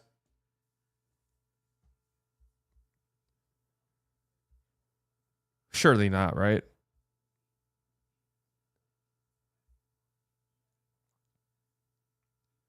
All I said was, I'm joking, obviously, but I was like, man, if the Mavs look at this, they're like, dude, we're fucked. Like, if we don't get, this is bad. Like, Luka's gonna be out a few more weeks. Kyrie's probably gonna, like, maybe 2 games a week if we're lucky. This is bad. We need another guard. Jordan Clarkson's kind of interesting. Now, there's no way. What's Clarkson's around 13 million, I think, is what it was. I was trying to think if there's a John Collins and Clarkson combination that you could do trade-wise. Jazz interested in Maxi's complexion, and that's true. That is true. He probably holds more value for the Jazz than any other team in the league. Don't sleep on the Grizzlies either. They've got a nice collection of white guys.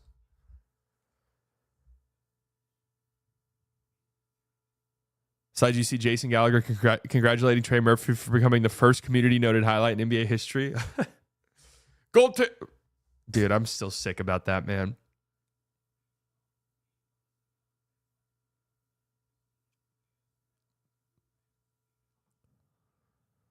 I'm not going to lie. I closed my eyes and envisioned like Jordan Clarkson being a terrible trade.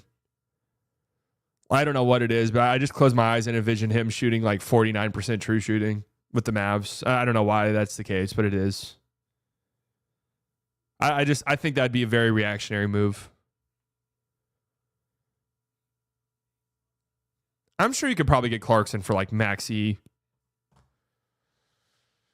I mean, in this trade, Hardy makes sense trading because you just have so many guards. And then like a second. But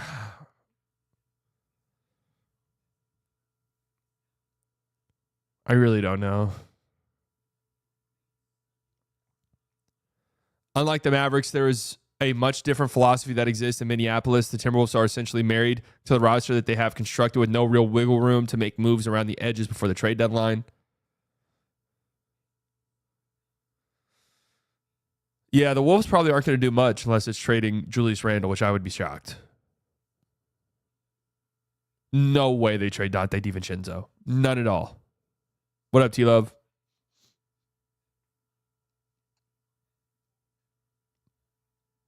What if Mavs can swing Hardy, Maxi, Gafford, and a first-round pick for Walker Kessler and Jordan Clarkson? Yeah, that'd be cool, but the Jazz aren't doing that. I'm just kind of scanning this article to see if we have any, like...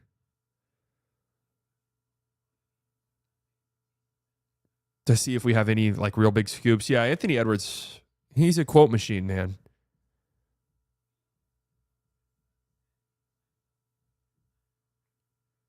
Wow, scouts are monitoring the Minnesota situation for Anthony Edwards stuff. The LA Clippers have flown under the radar all season. Nobody thought this team would be as good as they are, yet the Clippers own the 5th best record in the Western Conference at 23-17. This is why I say the Mavs just need to stay afloat and they'll be fine. 23-17 is the 5 seed. And it's the Clippers. With both Norman Powell and James Harden having all-star-like seasons, and now that Kawhi Leonard is back from his knee ailments, the Clippers have a chance to be a dangerous team in a 7-game playoff series. Yeah, that's true. The Clippers do have that PJ Tucker contract, Bones Highland. Like, they have money. Yeah, Robert Williams makes some sense. Chris Boucher, sure. Sexton is a player they hold interest in. Yeah, I feel like they need a front court guy more. Although another guard would be kind of nice. Boucher has been playing well. All right, this is a very long article. I respect it. That's about it. We have just a bunch of other like slop. Oh God, here's Kelly Olynyk mention. Your immediate thought on Jello's Tweaker? Good song. I wouldn't say immediate. It's been around for quite some time now. But there was also Evan Siddery, incendiary bomb. He's got some stuff to say. We're not done with slop just yet. Oh, shit. Evan Siddery's talking shit.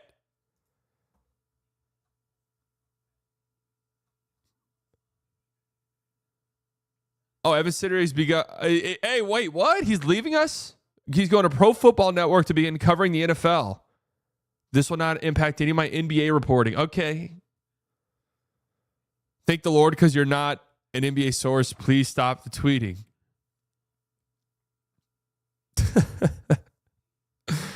Oh, man. And then he quote tweeted it and said, keep that same energy when I'm breaking stories this year in the 2 biggest American sports.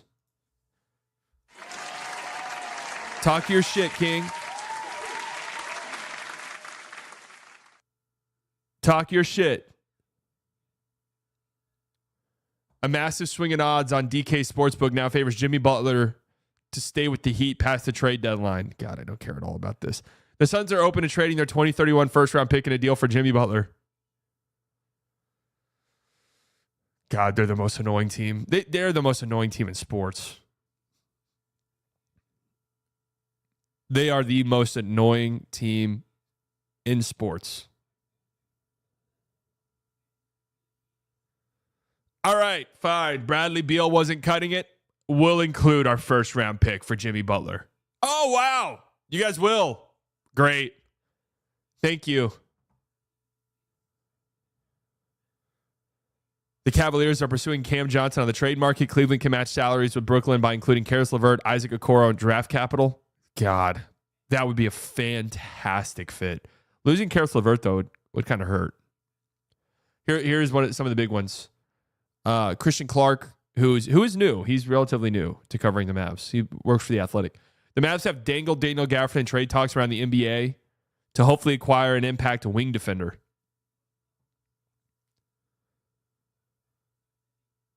Vando for Gafford. Let's see what some of these other fan bases are saying. Warriors need a big man, and Wiggins is a wing defender.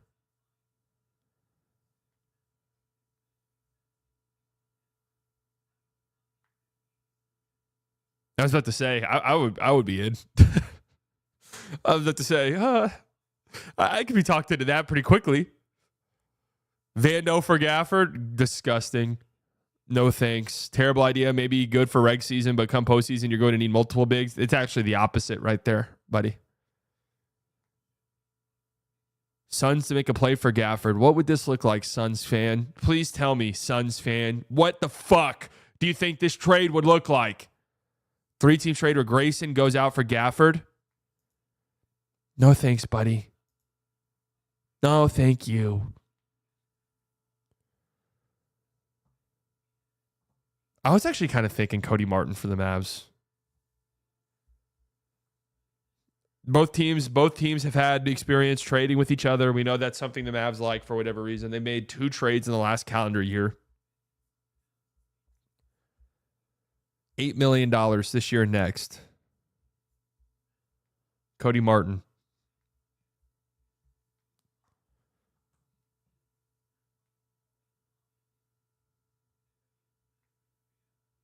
Rob Pelinka.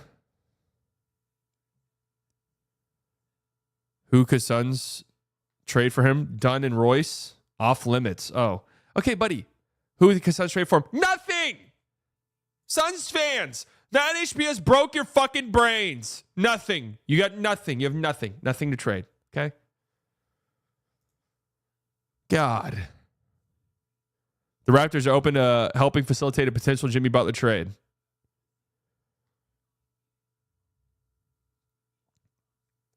I'm now starting to think Beal gets rerouted to the Raptors. The Raptors say, fuck it. We'll take the 2031 pick. That to us is valuable because we think you guys will be terrible by then. And give us Bradley Beal. We'll take it. And then the Heat get like Bruce Brown and Chris Boucher. And Davion Mitchell, sure. So you're trading Jimmy Butler for Bruce Brown, Chris Boucher, and Davion. God, that's so disgusting. Ugh. Yeah, but then you have to... Does Bradley Beal go play in Toronto?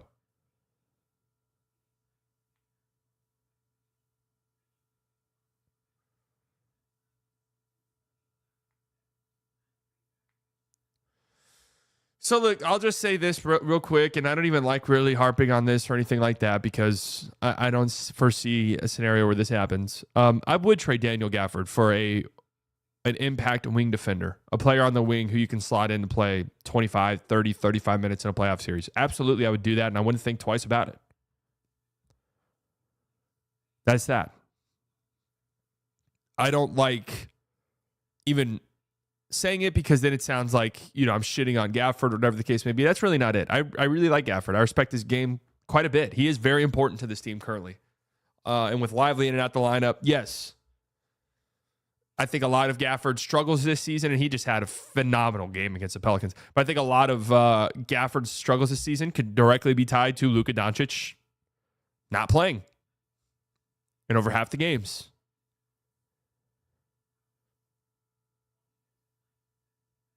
So that means back to Powell minutes? Not necessarily. I mean, they could go out and make another trade. What would losing Gafford for an injured Herb Jones say for this season? I'd be saying, yes, the season is toast on a 25-26. I don't think that's happening. I talked about it on my Bleacher Report stream, which I know all of you were at and watching vigilantly. But I don't get the logic for the Pelicans, really. The idea would be, sweet. Herb Jones is injured now. Now we can buy a little bit low and go in and get him. And if I'm the Pelicans, I'm like, I've got him 2 years left after this year at $12 million a year. Why on earth would I sell low?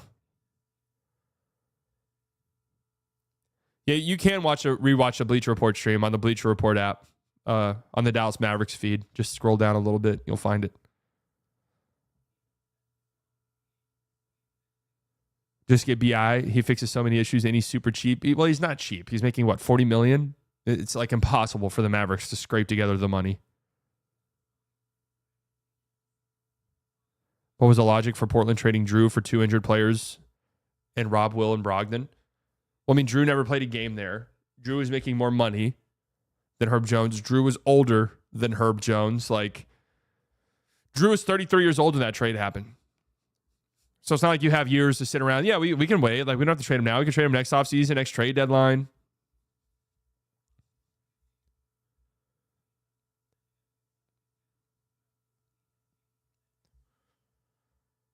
Sometimes these NBA teams are just dumb, is my point.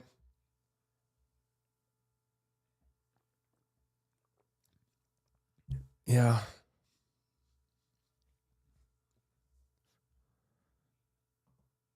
I don't know.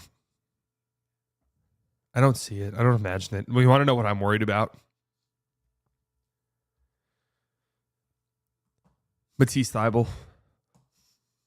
We know how much the Mavs love circling the wagons on guys that they wanted before. And it always sort of felt like, hey, Matisse Thybulle, the Mavs sent him an offer sheet. He accepted it. The Blazers matched. And there was always sort of this wink-wink thing. I remember the reporting at the time. It was like a wink thing, like, oh, Matisse Thybulle will end up in Dallas at some point. Hasn't played a game yet this season.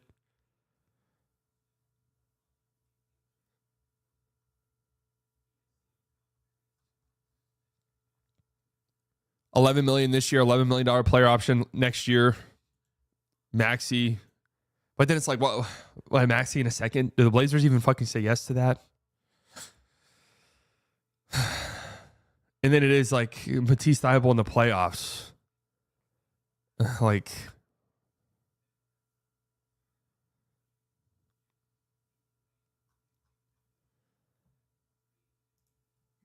Mavs are fucked. They've been blown by. They have not been blown by. They've been passed by some teams. No team in the West is blowing by anybody currently. Besides the Thunder.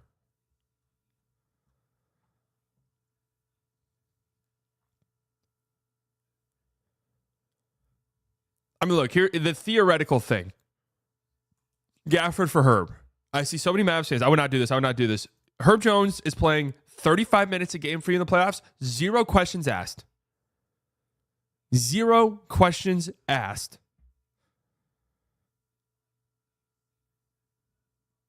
That's somebody you absolutely trade for. I just don't think it doesn't make sense to me why the Pelicans would do it. That's just where it's.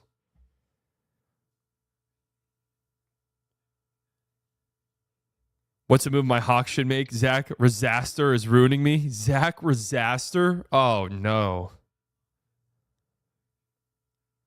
You're saying Gaff isn't getting minutes in the playoffs? I mean, Gaff's getting like 15 minutes in the playoffs.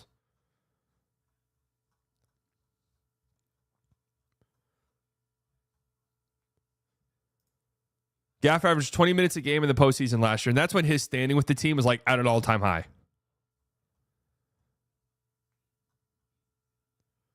Luka, Kyrie, Herb, PJ Lively is a disgusting starting 5. That is a nasty as fuck starting 5. Will you commit to a 6-hour stream breaking the ramifications for the Mavs if they get Herb? Yes, I will stream for 6 consecutive hours if the Mavericks trade for Herb Jones. Stamp it in. 6 consecutive hours.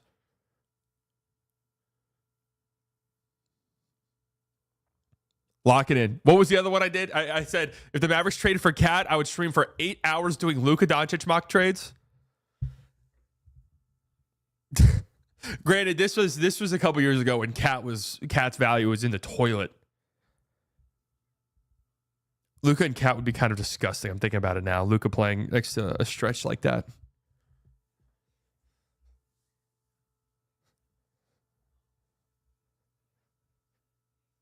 Gafford played 10 minutes each of the last 2 finals game. Herb would play 30 plus. Yeah, I mean, those guys do not grow on trees. I shed a tear when you said yesterday that the Mavs' true starting 5 is the best in the league. Yep. Dominating teams. I mean, what do you say? You just got to get healthy. I mean, I really do understand everyone's frustrations. The frustration is that they're so injured. That's the frustration.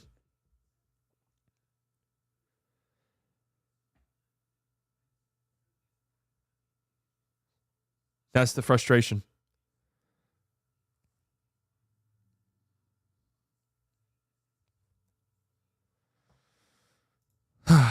Some interesting trade slop. There's another article I wanted to look at. Every NBA team's dream and realistic 2025 trade deadline target. This came out yesterday. Should we read this or no? I feel like this would just be talking about stuff that we've already talked about a million times, huh?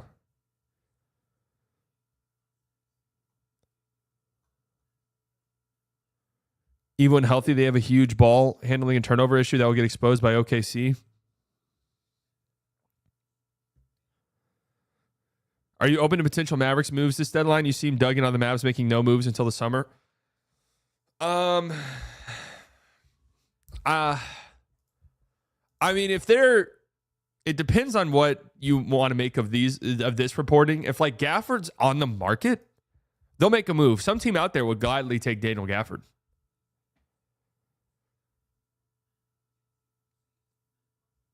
But if this is more like a, hey, we're having talks with teams about their like elite wings and Daniel Gafford's in the package. That's a different conversation. We'll see. I would say 60-40. I'm on whether or not the Mavs make a trade, with 60 being they don't make a trade.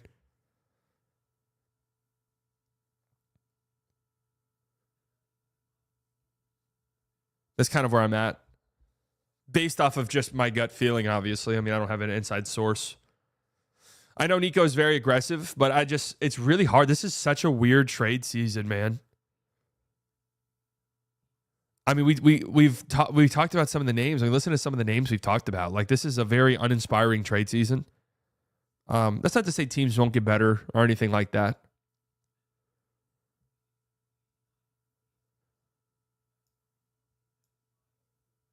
Mavs have been linked to Jordan Clarkson now. Yeah, we just talked about that. That is interesting to me. I don't know what to make of that, really.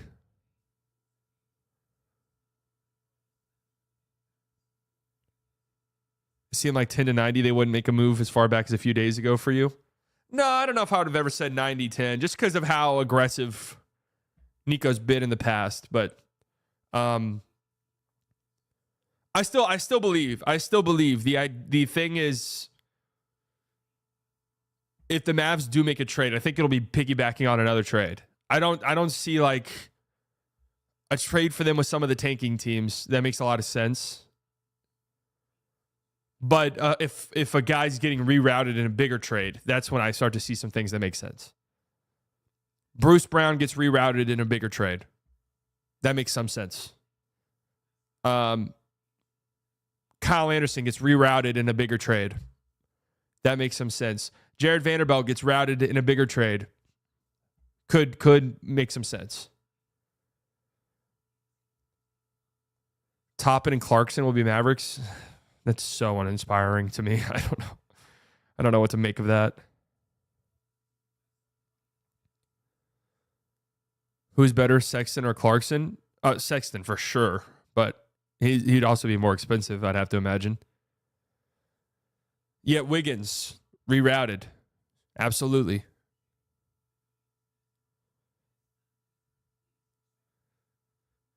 Can we trade this year first for a future first? I mean, you could, I guess.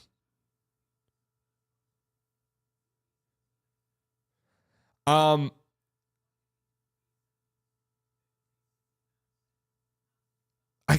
don't know why I feel this way.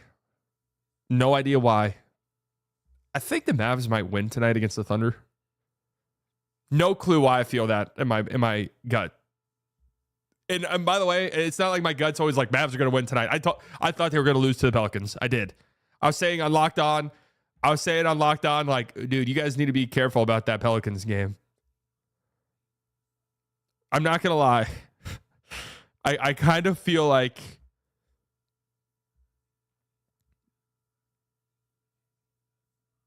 second night of a back-to-back for the Thunder. They just played a big TNT game against the Cavs, traveling down to Dallas. No Luka. Mavs have been struggling. You can sort of start to see it. You can squint and see it.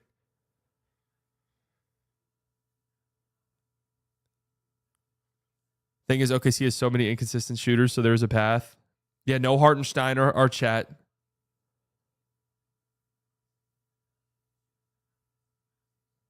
Gaff is starting. He'll foul Shai 3 times in 5 minutes. Can the vibes just stay down for a bit and stop playing with my heart? I mean, I would just love for them to scrap together wins. This shit's going to matter. Luka's going to come back, and the Mavs are going to be a great basketball team again. It's just how deep is the hole they have to dig themselves out of? That's the question. Tanking's off the table. Regardless, tanking is off the table.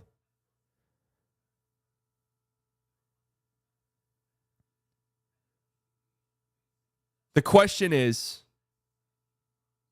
how deep is the hole that you have to dig yourself out of by the time Luka's back? Are you the 9 seed, 3 games out of a playoff spot? Are you the 6 seed, 2 games out of a home court advantage spot? Are you, God forbid, the 12th seed? I mean, those are the questions.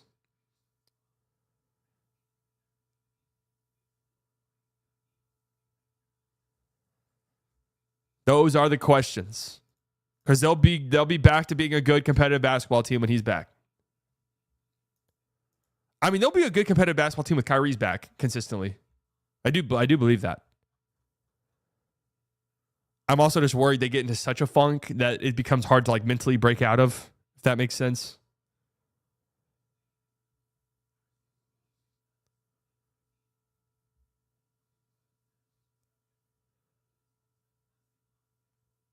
I'm wearing a suit and tie the day Luke is back.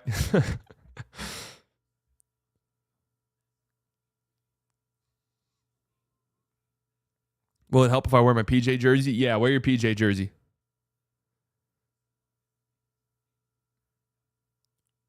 How old is Brandon Wright? There was somebody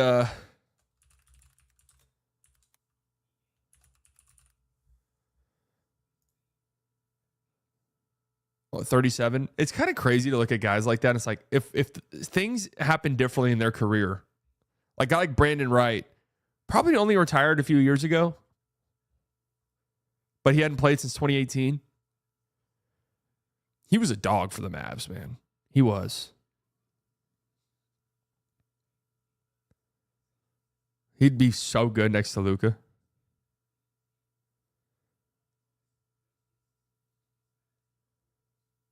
No shot they were dealing with Gaff. I said the same thing about Grant Williams and Seth Curry too.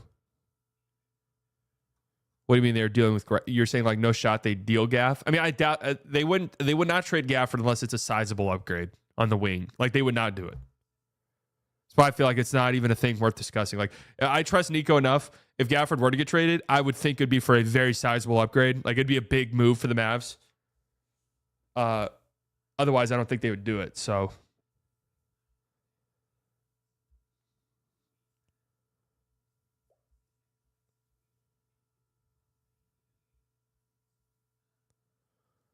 Didn't PJ Washington come out of nowhere last season? I wouldn't rule out getting a good wing. I mean, I feel like there was some PJ Washington to the Mavs buzz. There was definitely some in the offseason that year. The Mavs, it always feels like they really circle back on guys. You know? It really does. All right, well, unless there's some other stuff, I don't really want to look at this article. Teams dream and realistic trade target for every single team. I don't really want to. I don't want to scroll through all 30 of these, to be honest with you. The Mavs' dream target in this article is Jimmy Butler. Their realistic target is Malcolm Brogdon. Huh? Haven't really thought of that. I don't know if I want another guard. Warriors' dream target, LeBron James. Realistic target, Jonas Valanciunas. What a funny drop-off that is. Rockets' dream target, De'Aaron Fox. Realistic target, Corey Kispert. This is a funny-ass article. Dream target, Michael Jordan. Realistic target, Ryan Broekhoff.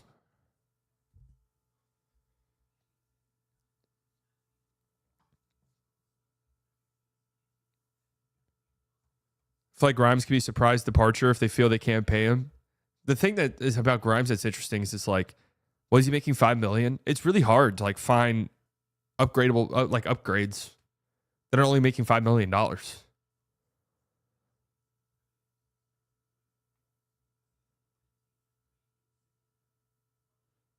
I will not be attending tonight's game. No. You keep saying they circle back, but when they say they'll get Thibault, you hate it. I mean, I'm not saying the circling back's always a good thing. I don't think Thibault makes sense, but it like going along with the trend of this franchise and what they've done in the past, it like I could see it happening is what I'm saying.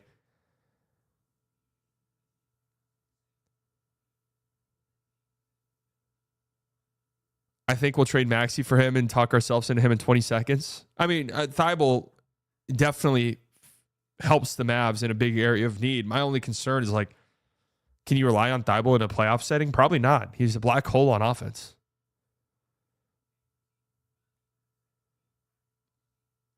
Isn't Jeremy Grant another circle back guy? I don't know how serious the Jeremy Grant stuff was for the Mavs. I think that a lot of that was more so like Mavs fans, us being like, hey, Jeremy Grant kind of makes some sense on this team. Mavs made Derrick Jones Jr. functional on offense. You don't think Thibault could play 15 minutes off the bench? Yeah, but Derrick Jones Jr. is like an uber athlete who could finish above the rim. And it by the end of the playoffs was not functional.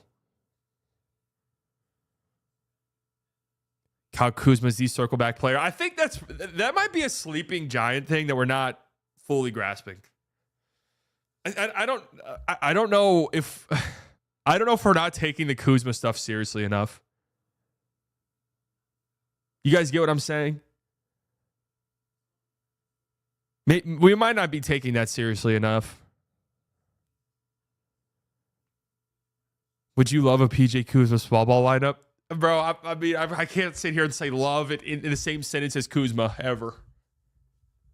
I can't. I mean, seriously.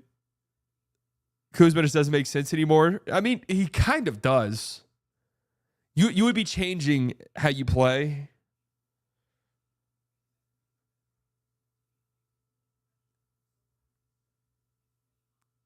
I don't. Yeah, I mean, he's been terrible this year. He's been terrible.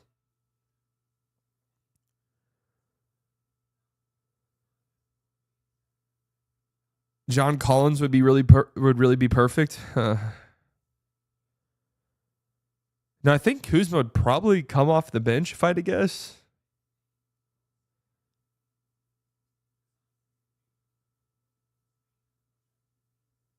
Like that would be my guess at least.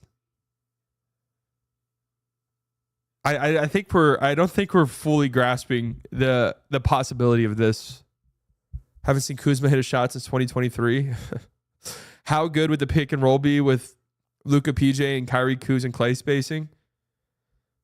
I do wish that they experiment more with PJ small ball 5 minutes, especially in a stretch like this. I wish that they would experiment a little bit more with it. And I think in some ways they do. Like, the way your roster is constructed, there's not really a PJ at the 5 lineup that makes a lot of sense. It would have to be with Maxey on the floor as well. And then you just kind of consider Maxey the small ball 5 at that point. Now, maybe if you trade for Kuzma, let's just say, maybe a small ball lineup with PJ at the 5, then you have Kuzma at the 4. You still have some size. Then you could have like Clay at the 3, Luka and Kyrie. You're still like a pretty sizable team. I don't know. I really don't know. If Kuz buys in on defense like PJ did for us last season, would your tune change? I have to be honest with you. I mean, I really have not watched any Wizards at all this year. Barely any. I mean, at the start of the season when Bilal was hooping, I was watching a little bit. I haven't watched a Wizards game, and I don't fucking know how long. If I'm just being honest. So I don't really know what Kuzma, the full extent of what Kuzma looks like this year. Maybe I should start. Is Nick Claxton an option for the Mavs? No. The cost for Nick Claxton would be so high for what would probably end up being your backup center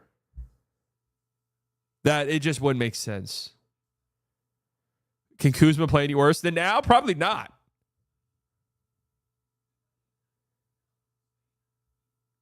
Clowney, I don't really see why the Nets would do that.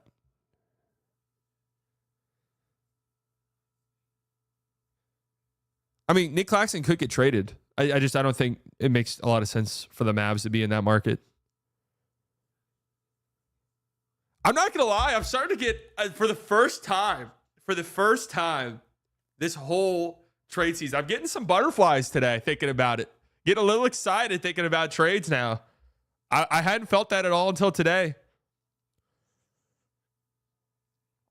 Maybe that's because I who was it, Cole? Maybe it's because I am kind of shifting a little bit to maybe the Mavs do something. Maybe I'm just coping a little bit and wanting them to do something because I want that dopamine hit as well. I make fun of people for wanting it. I also want that dopamine hit. But I don't know. How shocked would you be if I told you Kuzma was playing valuable minutes for a contender 3 months from now? Not that shocked. Shit hit like crack. The Kyrie Irving trade, I'll never forget it. I will never forget it. I just got done hooping, just got home. I was eating lunch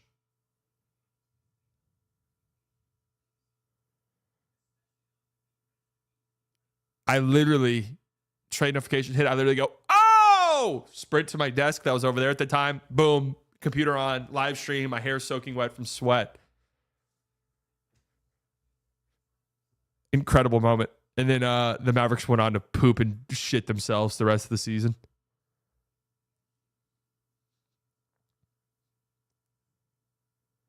Was it salad and go? That's the question. I don't remember. I really don't remember what it was. It could have been anything.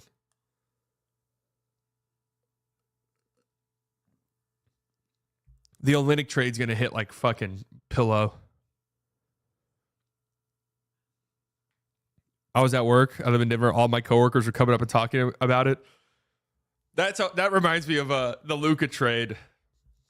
I remember I was leaving the gym. I was glued to my phone because I wanted Luka so. I wish I was making content at this time, man. I could have lived off my 2018 draft takes. I could have, and I have no proof of it now, but I could have lived off of my 2018 draft takes for the next 30 years. I could have said anything I wanted, and then I'd be like, just look at what I said during the 2018 draft. Everyone I thought was going to be good is good. Everyone thought was going to be shit is shit. And you guys know how bad I am at draft stuff. Go look at any of my other previous draft stuff. You know how terrible I am when it comes to it. But I remember how badly I wanted Luka, and I was so sad. I was so sad when the reports were coming out that morning that the Mavs didn't want to trade Wes Matthews for Kent Bazemore. I was like, this is the dumbest fucking franchise in sports. This would be a catastrophic mistake. This would be one of the worst non-trades I can ever remember if they don't move up in the draft to get Luka because they didn't want to trade for Kent Bazemore's contract. So short-sighted.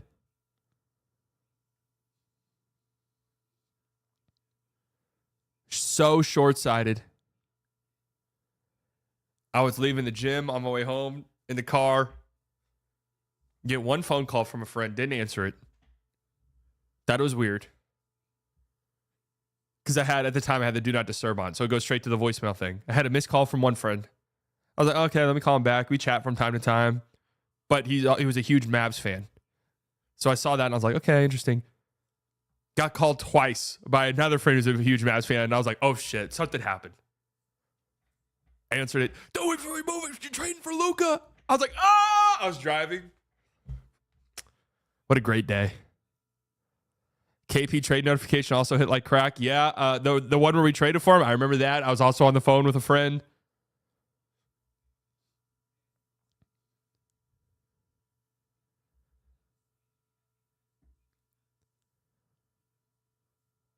I was at Dotson Deep Elm watching that Luka draft. Everyone was actually kind of mild with their reactions. Well, the trade did happen before the draft, though, right?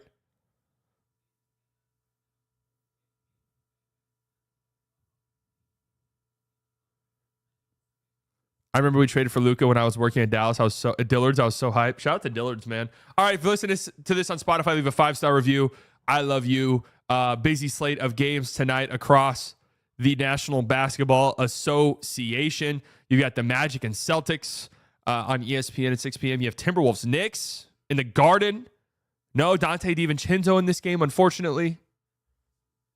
His return to the Garden. That'll be a fun game. Nuggets Heat. Miami 1.5 point favorites. Jokic not playing again? Interesting. Raptors and Bucks. You got Jazz, Pelicans, Hornets, Bulls, Mavs, Thunder.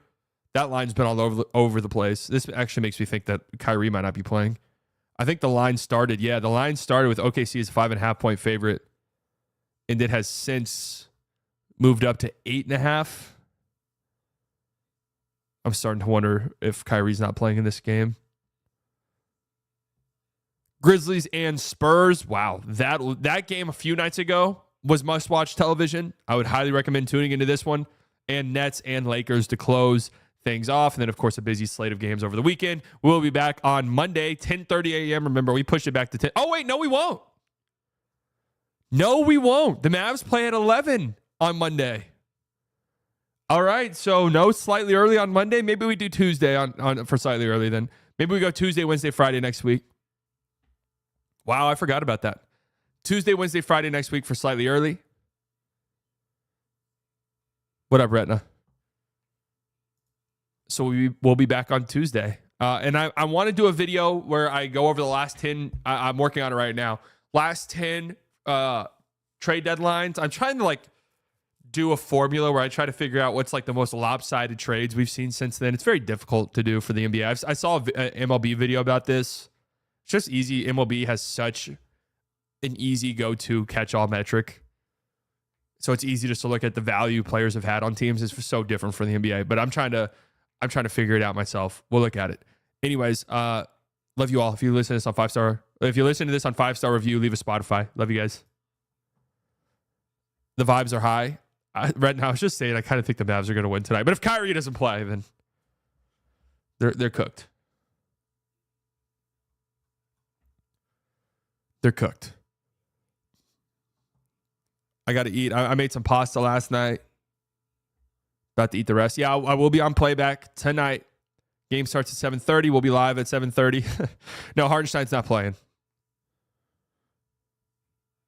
Hartenstein's out. Hartenstein will probably miss both games here. So, decent shot for the Mavs to get at least one of them. At least one. B-Dot setting his own Twitter. I'd love to see it. The Mavs pulling up to Oklahoma City tomorrow night. Hey, the Oklahoma City's coming here. All right.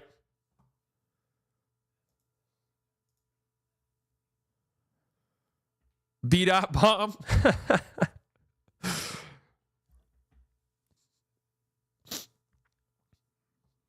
All right, guys. Oh, and by the way, if there is any big trade, and I would say sizable trade, regardless of the team, I'll go live and we'll do a quick live reaction to that when it happens. Okay, just a heads up. Obviously, any trade involving the Mavs, no matter what, I'll go live immediately. Coincidence, Kyrie might be back out again with January 20th coming up. No, not a coincidence. Man, it's going to be a busy stream. What time is the inauguration on Monday? Are we going to be live during the inauguration?